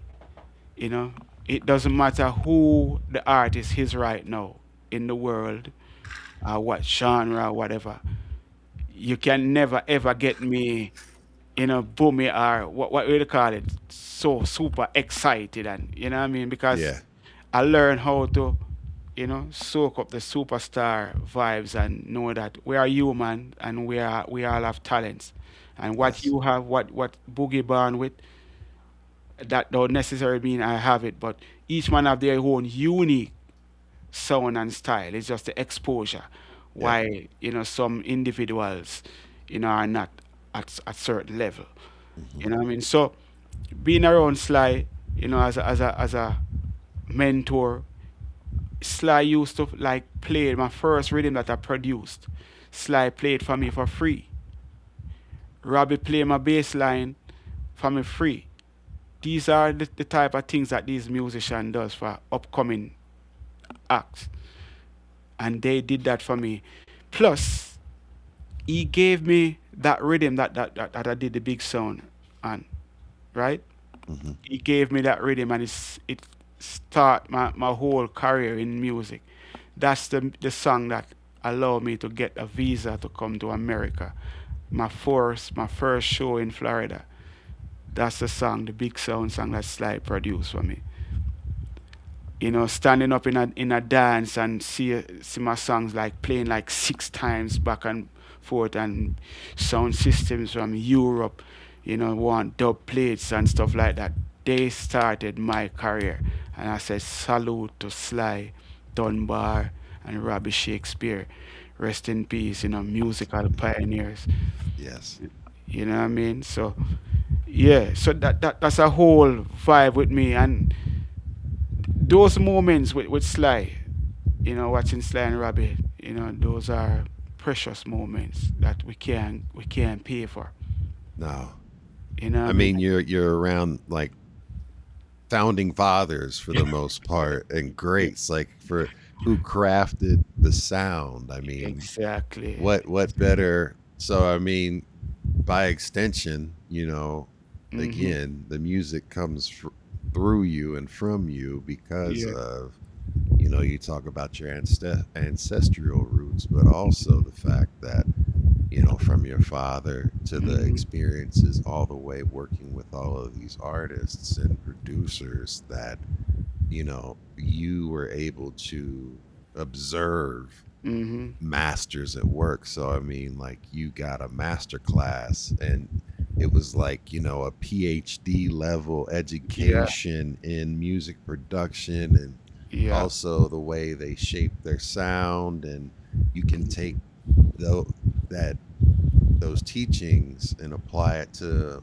what's coming out of you and the Yeah. way you want to do your sound and bring it forward. So that's amazing. Like that's that's Yeah, that's man. It that's an makes sense. awesome. Yeah, Yeah, man. And that's the respect. reason why we have at this time I have this type of sound, you know, Yeah. making a song, the delivery type, the way how I want my rhythms to sound. I learned from that school. And it doesn't matter what sound is happening right now. Once I learn something like, once you take the music from the root, because as I said before in a interview, I said for upcoming artists, which some would look at me as an upcoming artist, but I have experience within the game. I can, Forever. you know what I mean? So I can say, once you take the root of the music, if you are a hip hop artist or jazz, whatever, once you take the root, you're gonna have all springs or all stems, the leaf, the branch, whatever, because it is the root that service all areas. And every time you play a note, you have to come back to the root. Bum, bum, bum, bum, bum, bum, bum, bum. You have to come back to the root Yes. every time. So I just always say this: I have the root, and I support all the branches. So it doesn't matter where they go with the music. I have all springs within I and I. Singers and players of instruments, my springs are in thee. The Most High said that within the Bible. So we always have to remember, always nurture the roots, because the roots is what keeps us and bear fruits. Yes. You know what I mean? Yeah, Yes. man. You want to be a tree that bears fruit. You know what I mean? Yes, so you got to support And the good root. fruit. Yeah, Yeah. good fruit. You get what I mean? Yeah. Yes, You bro. know, so you in 2013, you Hmm. were promoting your 21 song Kingston from Kingston Yeah, mixtape, yeah, and also discussing a 16 track project called Roadside Network. yeah. What happened during those years between those recordings and the release of King's Son from Kingston in 2021? Which changed you the most as an artist? All right. So the 2013 run, I was with a producer at that time, Hmm. right? From 2011, 2012, 2013. So when I released that song, I was with that EP. I was with a producer, but most of those songs on the Kingston from Kingston mixtape that I released, most of those songs are actually demos, and other people rhythms, and some songs that me and my engineer we just jump on a rhythm and freestyle. So that mixtape that we did, it did so well. It all over Europe, here in the United States, everywhere. I been getting dub plates from everywhere. But we had a fallout because I realized that the mission wasn't about my true talent. Hmm. Was about something else, which I can't figure it out. But it was about something else. It wasn't about 100%, lawgiver and the talent and what I have to offer. So in between there now, I was like, trying to figure out how to move forward. You know, Hmm. and so between 2013 come up, I wasn't releasing as much song as I wanted to, but I was in the background with some other people producing, you know, putting my expertise to productions and stuff like until 2018, 2019, I decided, hey, you know what?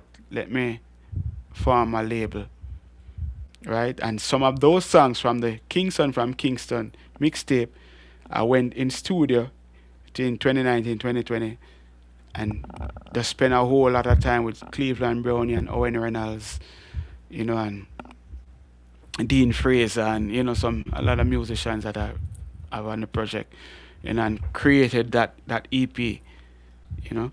So I could say, all right, these works are my works. I put my hard earned money in, and believe in my own self.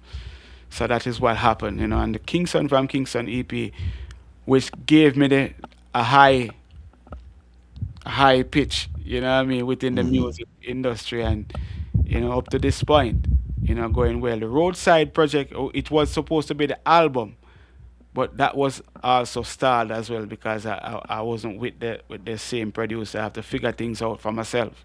So it took me some years to figure it out, to get the Yeah. financial support, and so But this is, yeah. in 2022, when you performed at Sumfest, and Roadside brought enough response for an encore, for somebody raised in Roadside, St. Mary. What did hearing a Sumfest audience call for that particular song again mean to you, though, fam? I mean, like, I mean, in every community there's a roadside. Everywhere, if you go outside of your gate is a roadside.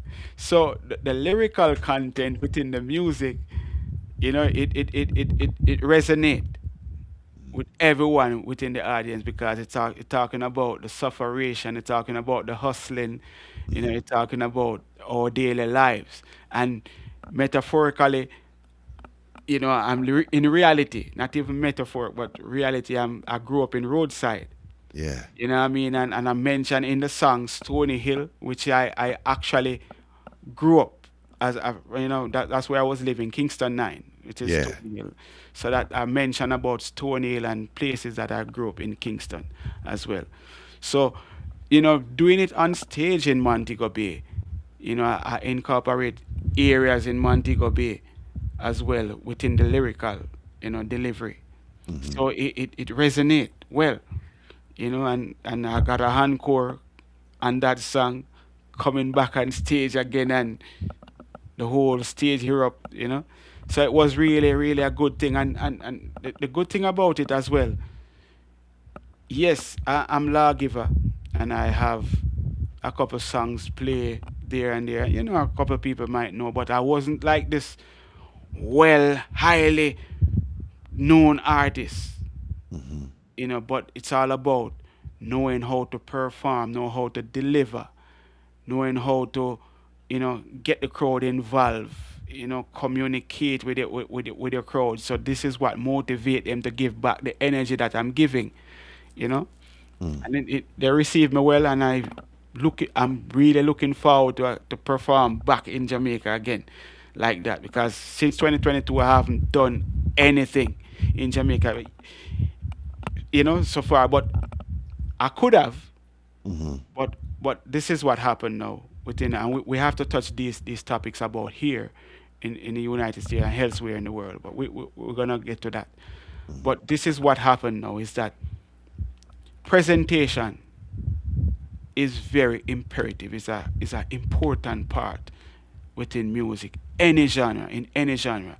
Presentation is a must, right? When I did some the presentation was perfect, was correct. I have my band on stage. I have a horn section.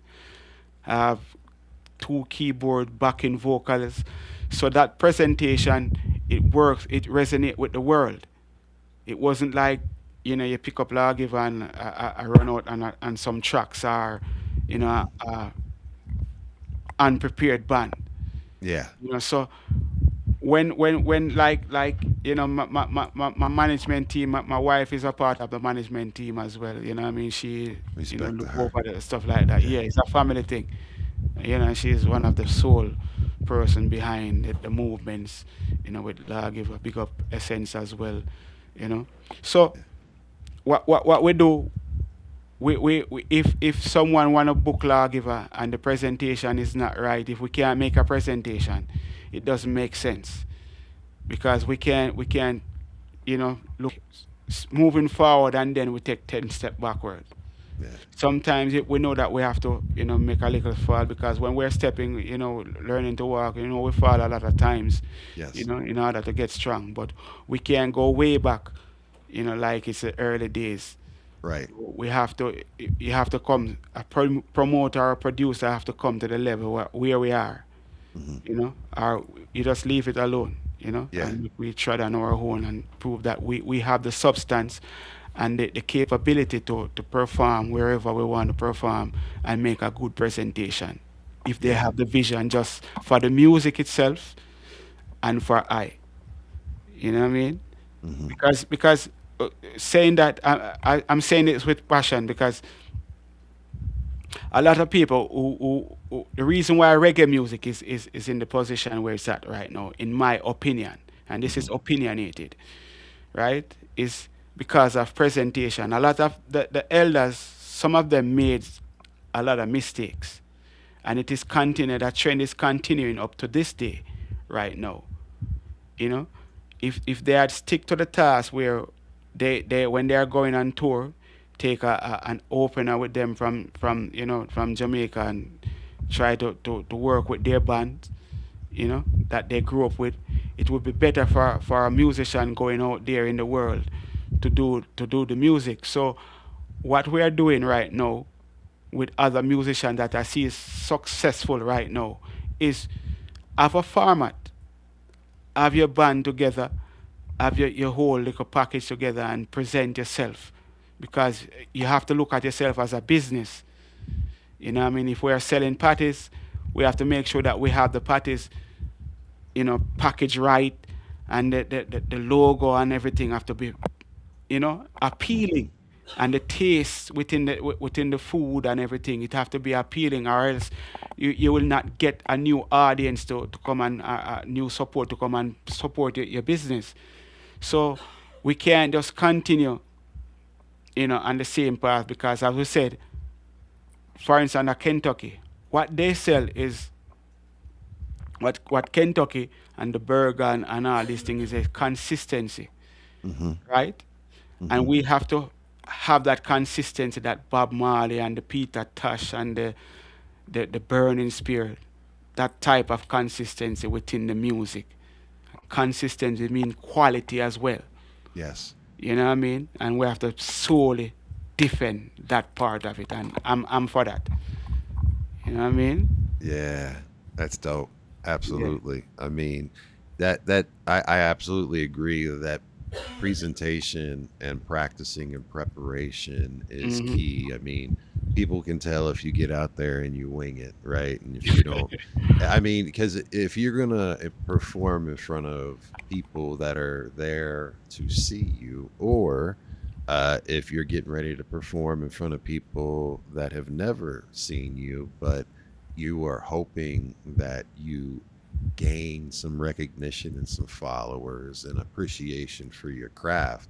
Mm-hmm. I mean, you're doing them a disservice, and like you said, you're doing yourself a disservice, right? So you Just like have to that. come correct, and like you can't take all these steps back, especially with the amount of wisdom that Mm-hmm. you have, right? And you've worked with legends, icons, Mm-hmm. and you had that teaching in you. So I mean, I'm sure there was a lot of rehearsal and everything that went in with that, and just Mm-hmm. having it in step, and that's amazing. Yeah.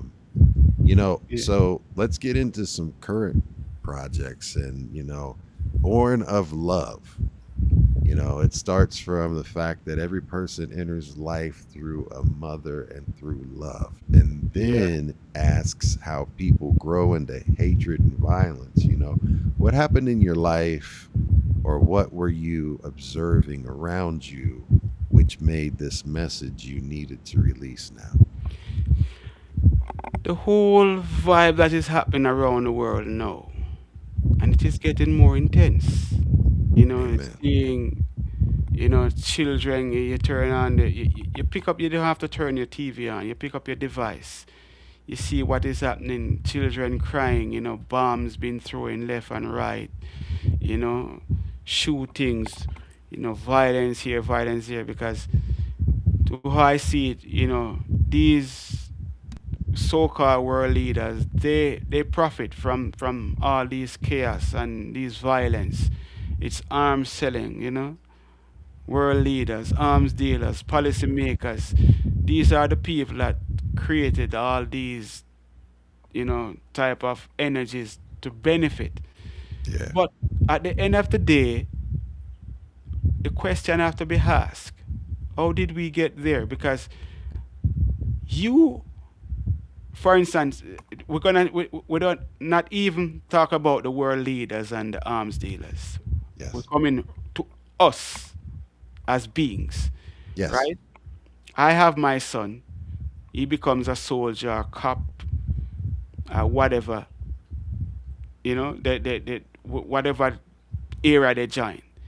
And their job is to make another mother cry or another, kill someone else.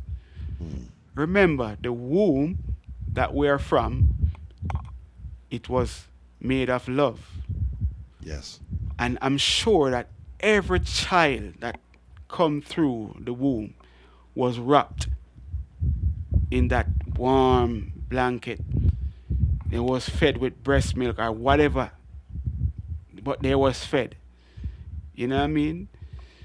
So in our whole, in all of that, how did we become so violent? And our duty is to make another person feel pain or cry for another loved one. This is how Born of Love come. And the whole idea of this becoming a song, it was the meditation that I have. I wrote it on the wall of my Instagram, right? It was it was kind of long, and someone read it on the Instagram page and say, "Lawgiver, this sounds like," they drop in the comment section and said, "This sounds like it could be a song." So what? So I said, all right. So what I did, I just copy the whole thing and then write it in the book, and then I put some, rhymes and some stuff, and just to make it more palatable. You know what I mean? Hmm. And I did Yeah. a demo in my studio with the rhythms and everything, and then I sent it to my musicians, and they do their thing, and this is what we came up with. Born of Love, just like that. Yeah, Yeah. man. And that's a song that really is needed today, because you mentioned something, as having children, and Mhm. when you see the things that are going on Mhm. today, and uh, Yeah. what really pissed me off was when they were talking about reinstating the draft. Now, I have to say that I respect all the folks that served in the armed forces. My grandfather was a Yeah. Korean War veteran, and my grandfather, all of my grandparents were people that were extremely important to me. But Mhm. when they talk about the draft, right, and you talk about these world leaders, and I teach my kids to, I'm really focused on making sure that they think for themselves, right? Mhm. And, I was like, I want you to think about one thing. These folks are talking about the draft, and like they're creating all these wars. And yes, you touched on the fact that, they're arms dealers there because, it was something early on that when Truman was our president, he, uh, on his speech going out of office, he Mhm. talked about the industrial military complex taking over the American government, and Mhm. that being, that is pretty much our leading industry, and that's what we make our money on, is creating weapons Mhm. and selling them to not only ourselves. I mean, we go to war to be able to use these weapons, but also Mhm. selling them too. And it's like, you take a look at these folks that are giving these meetings, and they're sitting in their suits and of all these different countries, and they come together and they talk this big talk and all of that, but none of them are actually in the trenches fighting, nor none of them are sending their children to war. They're taking advantage of the middle class or the people of less stature, Yeah. because that don't have the means or the legal defenses and lawyers to get them out of those situations and environments, right? True. And it's sad. So that song, and that's the reason why I wanted to ask you about it, Mhm. was because it resonated with me and I felt it. And like, that is something that is very frustrating to me right now. You Yeah. know what I mean? Because you've got these people that are just, acting wild, and this is all of the world leaders, right? They're all acting wild, but yet none of them are willing to go out there and pick up the gun and go get it Exactly. on. You know what I mean? Like, Right. get it Yeah. on. Like, Pressing if buttons. y'all Yeah. talk, you go do it. You go do it. Exactly. Exactly. So I mean, that's Mm. enough of that. But I mean, that's real. That it's an amazing piece Yeah. of work. How, how did we travel so far through all Yeah, these years? Born of woman, born of love, yet you build the guns, while another mother weeps for a dying son. World yes, leaders, arms dealers, policy makers, war profiteers. Your mama didn't raise you for this. You was born with a conscience. Where did it go? The world is not short of bombs. The world is short of love. The world is short of humanity. Born of love. Go check it out. yeah. LawGiver The Kingson, Born of Love. Y'all got to go check that out, and we'll definitely probably play that on the way out. Yeah. But let's. Uh, how are you doing on time? I'm good. I'm good. I'm good. Okay. All right, just making sure you're We good. got more. We got Yeah, more. we got more, and I want to make sure. I'm sorry, this conversation's been amazing, so I'm having a good time, and I'm just making sure that you're good, and Yeah, I'm being yeah, brother. respectful. I'm All good. right. So when you say "Born of Love," when somebody listens to the past vocals and gets inside the dub, what elements of the rhythm and production do you want them to hear differently? All right. So the dub version of the music, it Hmm. you stripped down the music, the vocals, and he added. You can hear the delays, the bass line, the creativity of the bass line, the frequency that the engineer used to make the song, you know, what it is. I'm a person of dub, because the dub version is what we, when the sound system comes, that's where give us the vibes to, and DJ and the sound system. So i- that element, you have to have it. Every time I release a song, I have to release a dub version. It gives you time to soak in the instrumental part of it, and you hear where the vocals come in to complement the strings and the percussions. You know, Yeah. yeah, man. I'm a big fan of it too. I love dub versions and everything. It's just like, Yeah, man. oh man. Big up Lee Scratch Perry. Big Yes. up King Tubby. I like one of these hats that I wear a lot. I wear nothing but bucket hats, but Yeah. this is a bucket hat that's made by a gentleman. He's got a couple of monikers, but that's Roz dude, but he's Hmm. Skinny Pablo, and he produced some of Lee Scratch Perry's last works, and Oh. he's the one that did it. So he's all over the world right now. I can't even tell you what country he's in, but Right. No. Yeah. he makes dub plates and he'll do custom. He's very much into it. So Yeah. yeah, shout out Big to up Skinny. Skinny. Yeah. You know, you years ago you publicly identified working with Burning Spear as one of your goals. Now Yeah. you're Right. featured with him on Receive the Call. And take me through the actual moment when the opportunity arrived and you realized something that you had spoken about years earlier was happening. My brother, let me give you from the beginning, right? The Yeah. first time, yeah, I think it was. I always follow Burning Spear from long time. It's I got to see him perform once live. Yeah. oh. Amazing. So in 2023, I realized that when I post stuff, on my page, I realized it, they keep posting, reposting, and commenting. So when the first time that happened, I showed my wife. I said, "What's going on here?" Yeah. Yeah.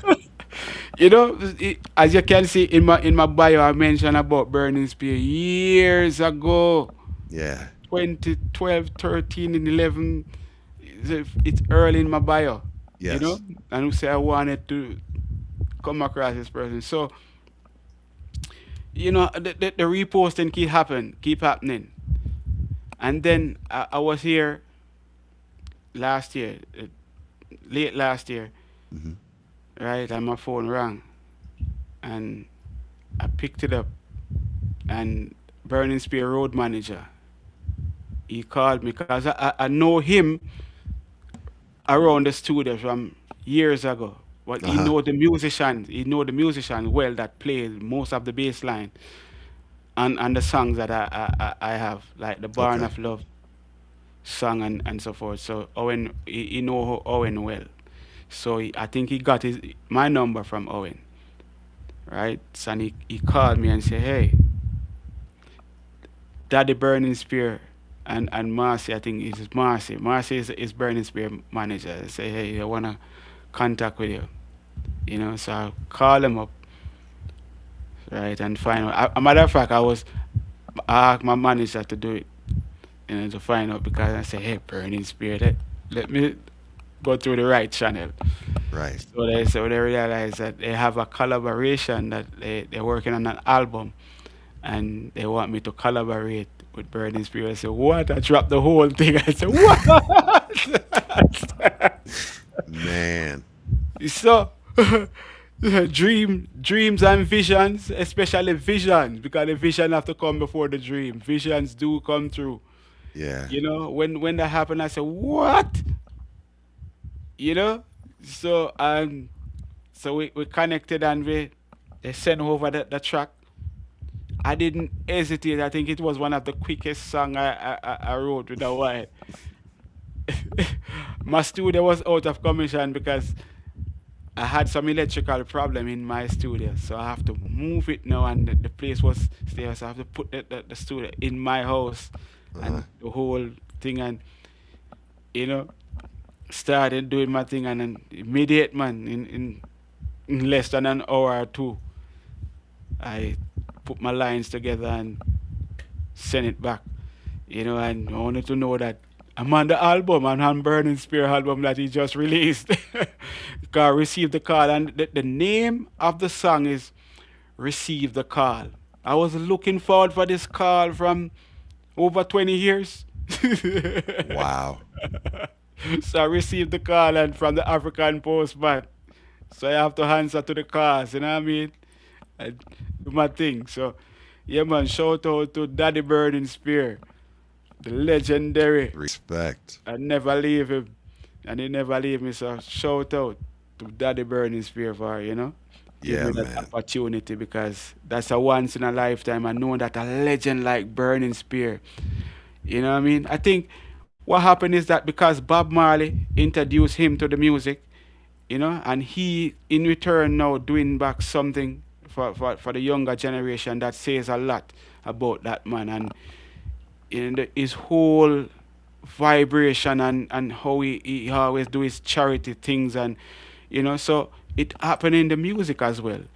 Yeah. So I salute him for giving me the opportunity, and his team, big up Marcy, big up Zazan, for So making we it. got to give him one of these.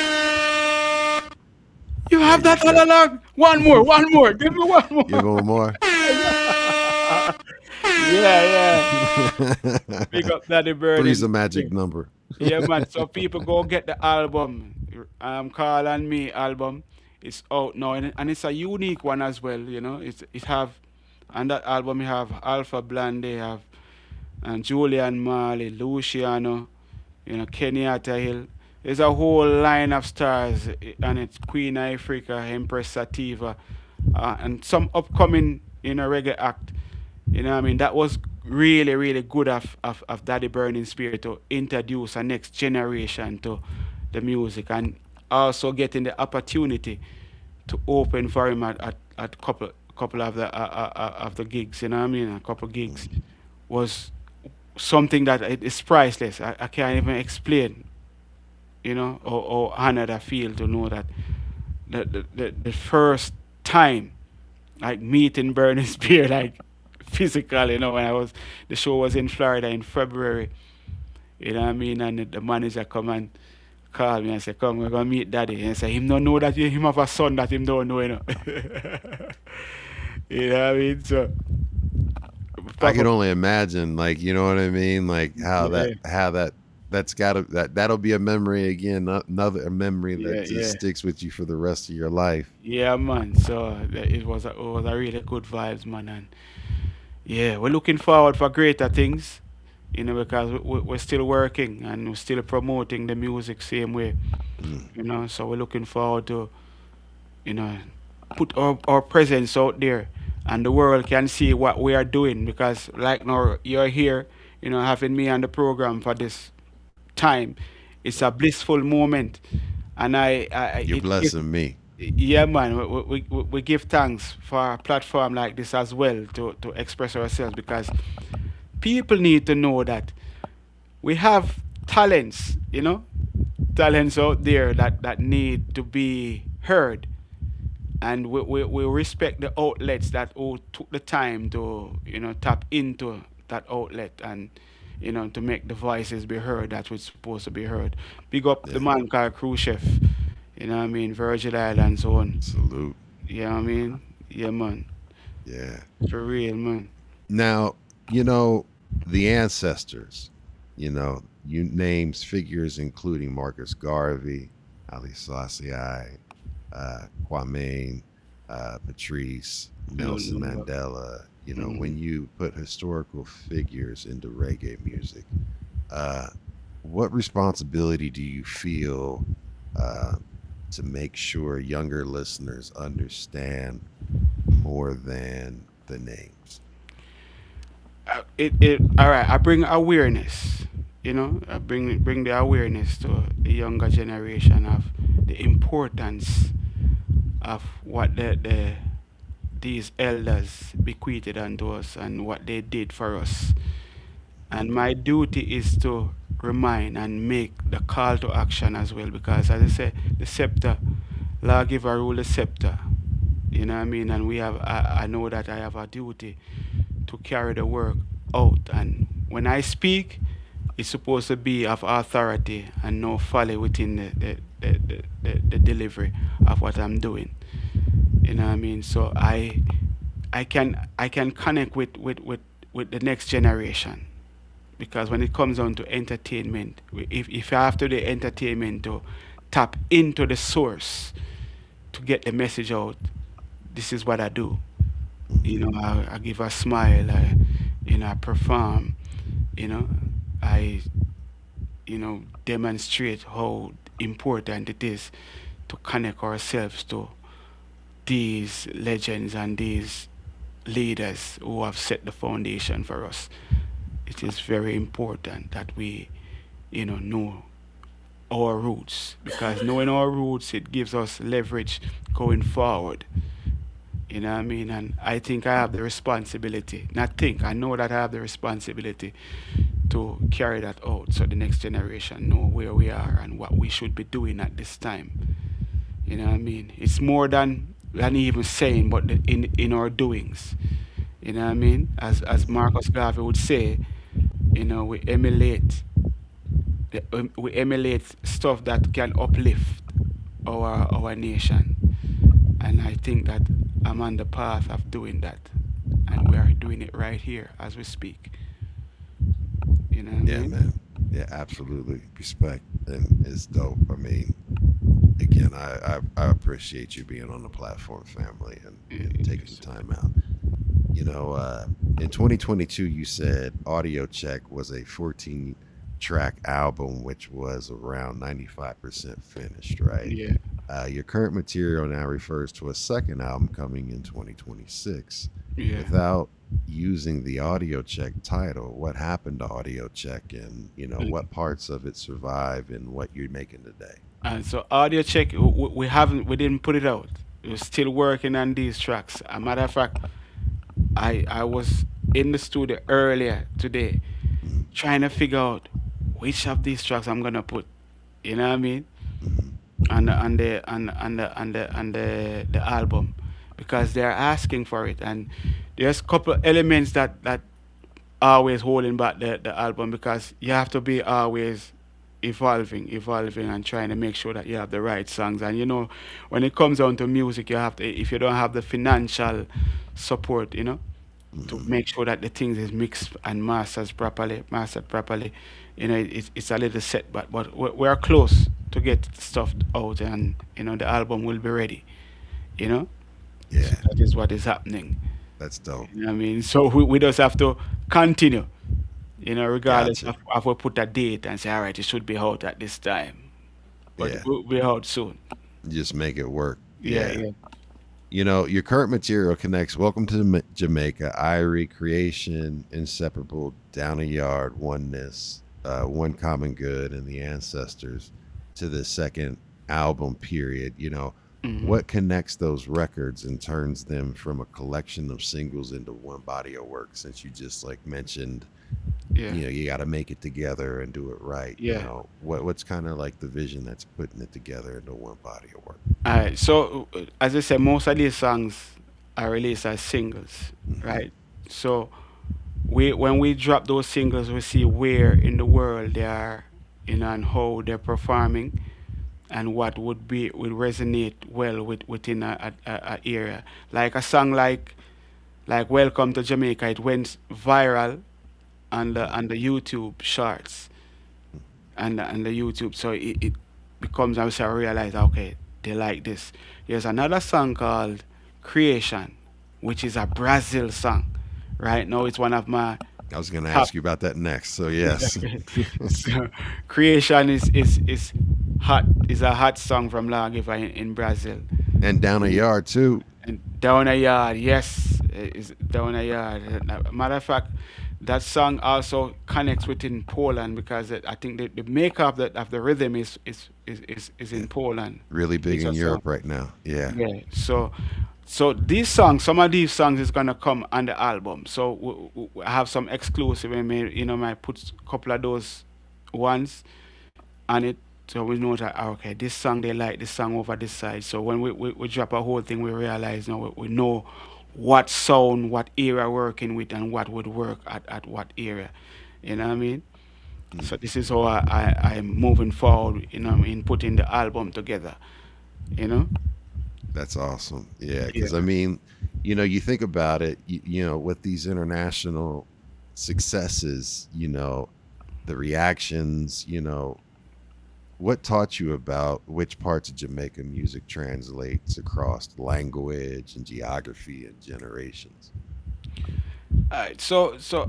When it comes down to roots reggae, right? When it comes to roots reggae, there's no boundary for roots reggae. Dancehall, yes, dancehall do its thing. But for instance, if I'm gonna be like we're a Colorado, uh, Seattle, here, California, you know that it's reggae. Hmm. And when we realize, for instance, when I was just getting familiar with and these type of areas, someone would say, I'm going to a reggae party. They're not gonna say, I'm going down to Bujo party tomorrow or Stephen Marley tomorrow. Yes, they might say Steve Marley because it's Bob Marley. They say they are going to the reggae party. The reggae is down by the club tonight. Yeah. The reggae. So the name reggae stands for itself. So I make sure I say, okay, all right. Out of Jamaica, I can do the dancehall as well, which is Welcome to Jamaica is a hardcore dancehall song. Yeah. But I make it so that everyone, when you listen to it, you can realize that the world can resonate just like some of those songs that cross over, that you play with the Mad Cobra and stuff like that. I make it Hmm. a way so that people can understand. And welcome to Jamaica, Jamaica. Come have a Rasta summer down in Jamaica, Yeah. Jamaica. Come enjoy yourself. Anyone can understand that. Yeah. You know what I mean? So Hmm. Barn of Love. When I say Barn of Love, it's easy to take on, somewhere in the world because it's in something that you can understand or understand. You get me? So I just choose to do the reggae part of it so I can connect with the world more wider because reggae is huge out there. You know what I mean? And that is my Hmm. soul. That is my soul movements is to tap into the reggae source and deliver to the people. Yeah, man. Man, that's amazing, man. Like Mhm. I just you have so much history and you have so much connection, and like you really are truly the essence Mhm. of what you represent, and the forefathers and everything and what you're doing, and listening to the music and the message in it is, I thoroughly enjoyed, connecting with you. And again, I gotta give a big thank you to Soul Rock for setting this up for Yeah, me and man. everything like that, and connecting us, because this has been, just an enjoyable experience, just being able to talk music. Because my thing is I have always, regardless of who I meet, uh, I've had sales meetings with CEOs of big companies and all of that stuff, and even in those, I sat down, and how I make friends and talk, and it's because we're talking music. I always Yeah. ask about music, and that's music normally. In the most people, there's unique people that don't, but most people, music lives in everybody because of just the what it does for you, right? And Mhm. I'm always curious to hear about people's musical experiences. And I mean, my God, like you're there's so much, Mhm. like, Many, question many for you. things. Has the Burning Spear, do you think, or has that led to any further collaborations, or do you have Uh, anything else on the table with and them that you could talk about? no other collaborations at the moment, but I have some collaboration for the album itself, from some emerging acts. Hmm. They like this huge guy is I think he's performing tomorrow on the Reggae on the River. It's Samurai. I have a collaboration with Samurai. Rory Stone Love did an album with him. So I have a collaboration with him. I have a collaboration with one of Barry Simon's protege, Medicine, on the album. I have another collaboration with Half Pint, which I'm gonna put back on the album Shout as out well. to Half Pint too. Yeah. Yeah, Half Pint LawGiver. And there's one more. There's one more. Anyway, the brain freeze. But yeah, Yeah. that's just a couple of. But I'm looking forward to what this collaboration with Burning Spear did for me still, and it's doing because it's not really soaked in as yet, fully. Opening for Burning Spear and did well on the show, give me leverage, to go market Lawgiver, give me more acceptance out there, and other producers, listening to Lawgiver. I noticed that my streams, going up since such collaboration happened, you know. Yeah. I Yeah, mean, that's huge. And it was on your vision board. It was, you know what I mean? And you answered the call. So, yeah, yeah. So, yeah, man. yeah. So it's a whole good vibes, and we're looking forward for greater things to come. Same way because we're here working, you know. Yeah. So I always wrap up with like a final question that I like to ask each artist, and it's kind of, different per one, each one. But, Lawgiver, when you look back from the boy in Roadside, listening to his father's records and learning the microphone around Tidal Wave, to becoming an artist, to becoming a label owner, and now working alongside people like Burning Spear, what part of the journey changed you the most as a man? And what do you hope people understand about O'Neal Phoenix when the music is no longer the first thing they hear? What a one. Yeah. So the part that changes me the most, you know, being growing up in the music from a tender age to this point. Music has taught me so much things because in the beginning, all of us was created through music. The first move was from the heart, and the heart is the rhythm.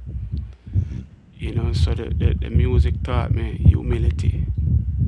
You know, it edify, it entertain. It's motivate, it elevate me. And music has done that for me through my whole life track. I wouldn't want to live a different life without music. If I should come back again, after leaving this planet, Hmm. let me be music again. you know.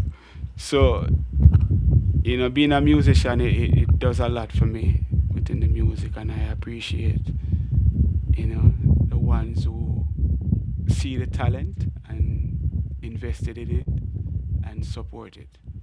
And I'm looking forward to inspire and aspire others to, be the best version of themselves within the music and whatever they choose to go along with. You know what I mean? Yeah. Yeah, man. I mean, yeah, like you said, when you come back around, if you come back around, like let it be music, because I feel that, because Yeah. uh, I've been through a lot with my journey, and the thing that helped me actually get to the most healthiest place mentally and physically, has been connecting back with the music and doing this and having an opportunity to speak to individuals of all different, backgrounds and, uh, you know, Yes, sir. forms of art. And it's, at the end of the day, you know, music is love. Music is just, it is something that connects all of us, you know, Yeah, and man. I have to say, you know, thank you again for Yeah, blessing me with your time, because, yeah, and I man. hope you feel, uh, I hope you had a good time, and I hope that you will come back and be a part of the show again For sure, in the man. For future. sure. And I want to say, with the same breath and same connection, I want to big up, you know, some of the artists on my label Yes, and please, who have like recorded. take the Big time out to do whatever you got to say, whatever you want to say. Have at it, fam. Yeah, I mean, big up Banks, Easy Boy, who, you know, are part of the connection, you know, and Crew Chef. I have a song out with Crew Chef as well, and a Common Good Rhythm. You know, you can go and check it out on Imperishable Uprising label. Seeing and support, you know, other acts like, you know, Banks was in the chat right here, Hmm. you know, another upcoming musicians from Jamaica, you know, and Rosebud Entertainment, we say Essence, big up, you know, the whole Burning Spear family, you know, and team, big up themselves because they, you know, play a role within the movements of Lawgiver, you know what I mean? And look out, definitely, the album will be coming. I can't give a specific date as yet.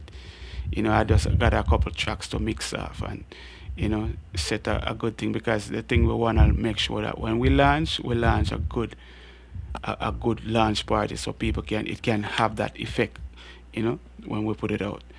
So Yeah. pick up all media areas and for the ones who are keeping the shows, I ask of you, look out for emerging acts and dig good and you know look forward for ones who are presenting themselves in the proper way, the way that the artists that you know are staple.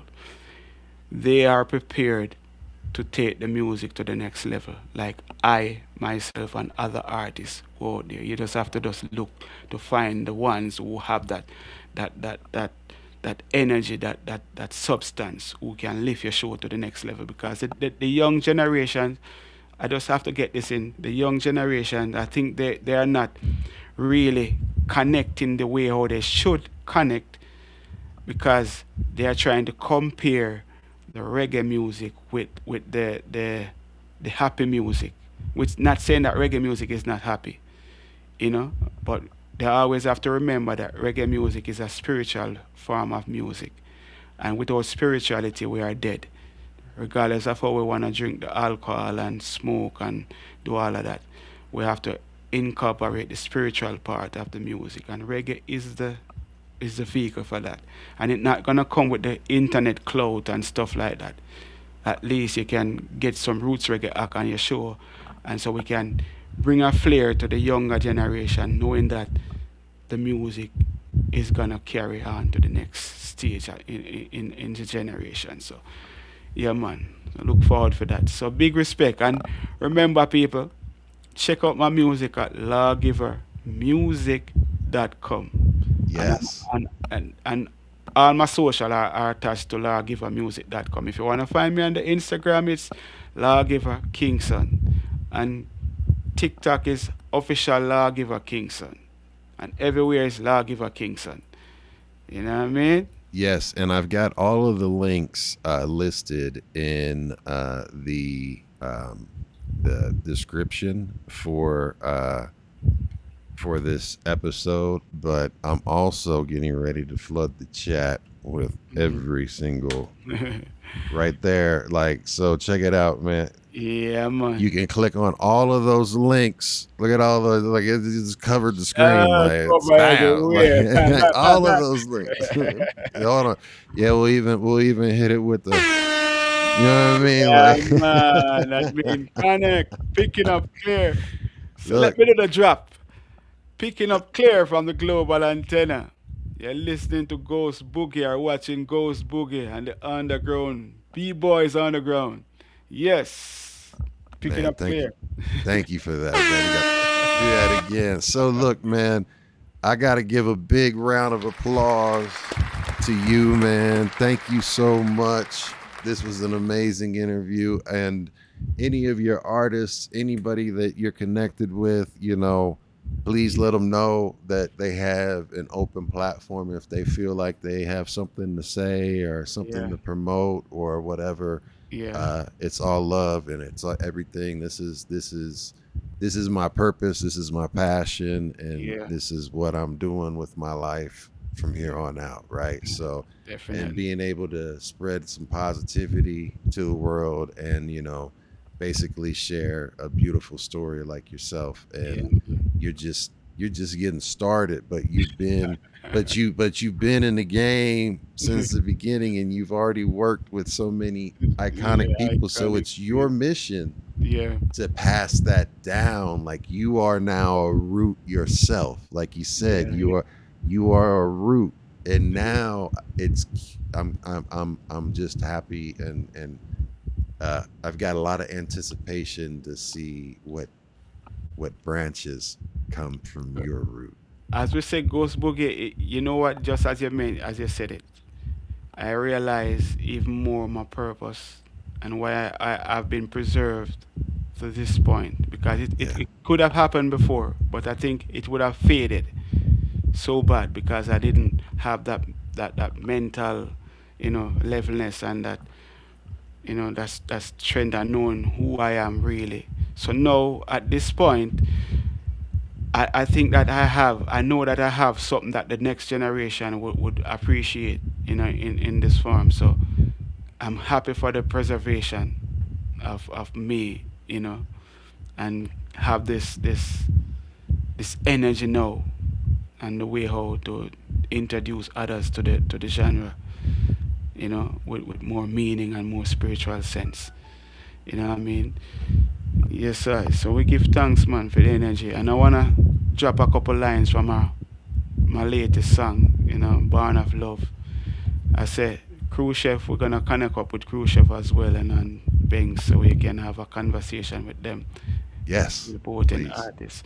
Saying so, I would say right now, for the people and for the world leaders and the arms dealers and policymakers, war profiteers, I wanna say, go check out my brand new song titled Born of Love. Every man who builds a bomb was cradled in a mother's arms.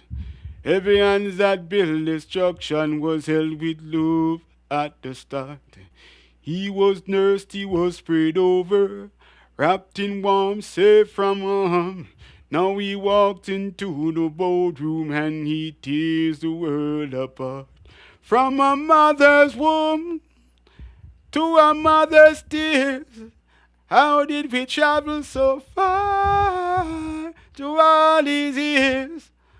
Born of woman, born of love, yet you build the guns. While another mother weeps for her dying sons. Remember, show love to the youths. You know what I mean? The womb is a sacred place and it Yes. protects us. So we should all protect ourselves and protect others along the path through this earth. Never hurt someone, you know what I mean? Yeah, Yeah, man. man. Yo, amazing. Like, I love it, man. And so I got to give a big shout out, of course, to Lawgiver. Thank you so much for being on the show. Um, don't forget, so in honor of hip hop's basically 53rd birthday, we did a show every single day this week. Salute, salute. So if you go to at B-Boys Underground on YouTube, you can check out all of the interviews past. We're up to over 300 episodes. This one is going to be on there right away. It's published, and I will be making shorts and reels from this. But you can check out all the previous interviews. We've interviewed some underground artists to all the way to some iconic artists and A&Rs and all of that stuff.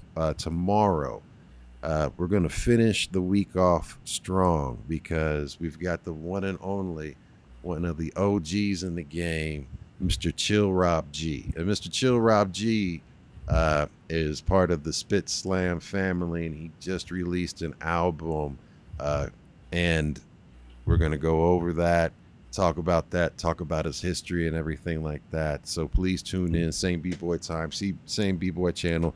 It's going to be 9 p.m. Eastern, 8 p.m. Central, 7 p.m. Mountain, 6 p.m. to be more Pacific. And look, as I always say, keep it positive, keep it pushing, keep persevering, stay in the present, not in the past. Don't let it kick your ass. Just learn from it.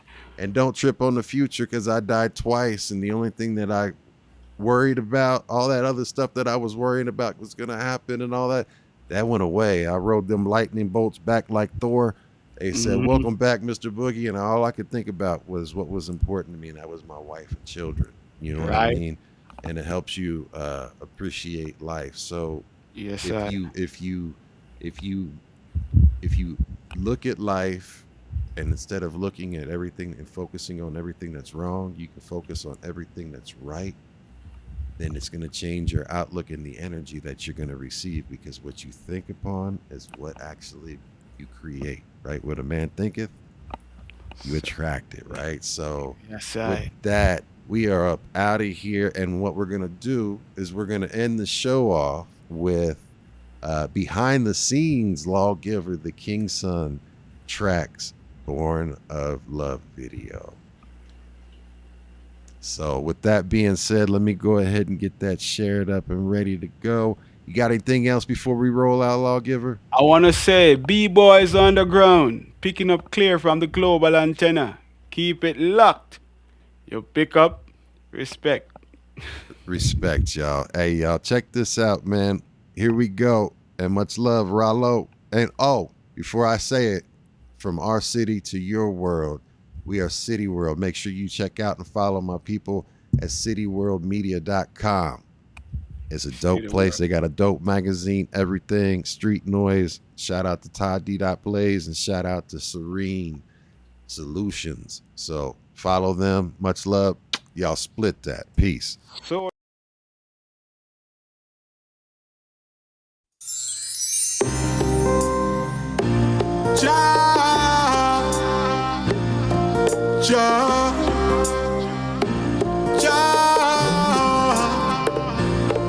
who will cry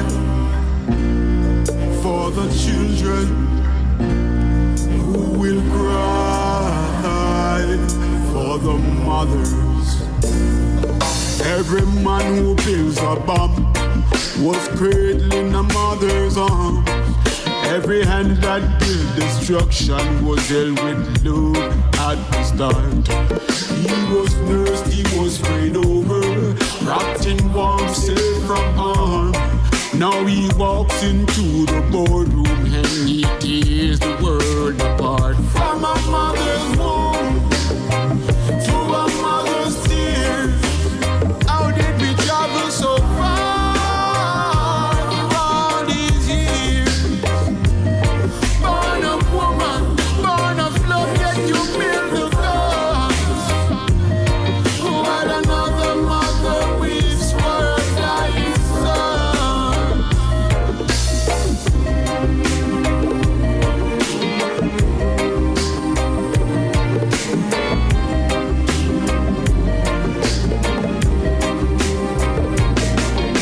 Every morning he puts on his shoes, signs his name on the line, shakes the hands of the war makers, says everything is fine.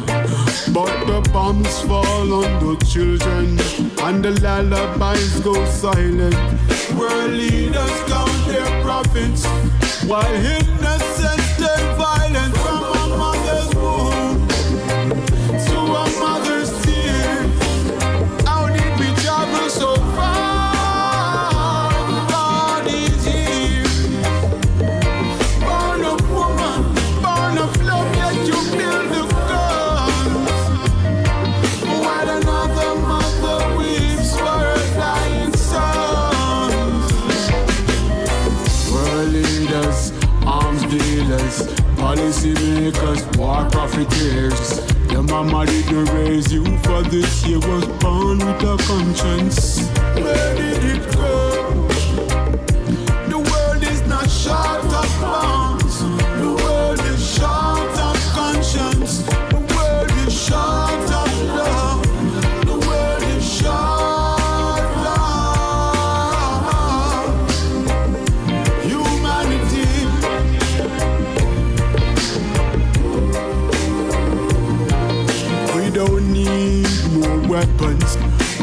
need more humanity. Peace is not a weakness, it is our dignity. To every hands that hold the contract, to every eyes that reads the plan. Remember you were born of woman, rise and be a better man. From a mother's womb to a mother's tear. No more weapons, no more fear. Born of love, return to love. The world needs conscience, the world needs child. Righteousness shall cover the earth like water upon seas. Seek peace and pursue it with all thy heart. Rastafari, sing that.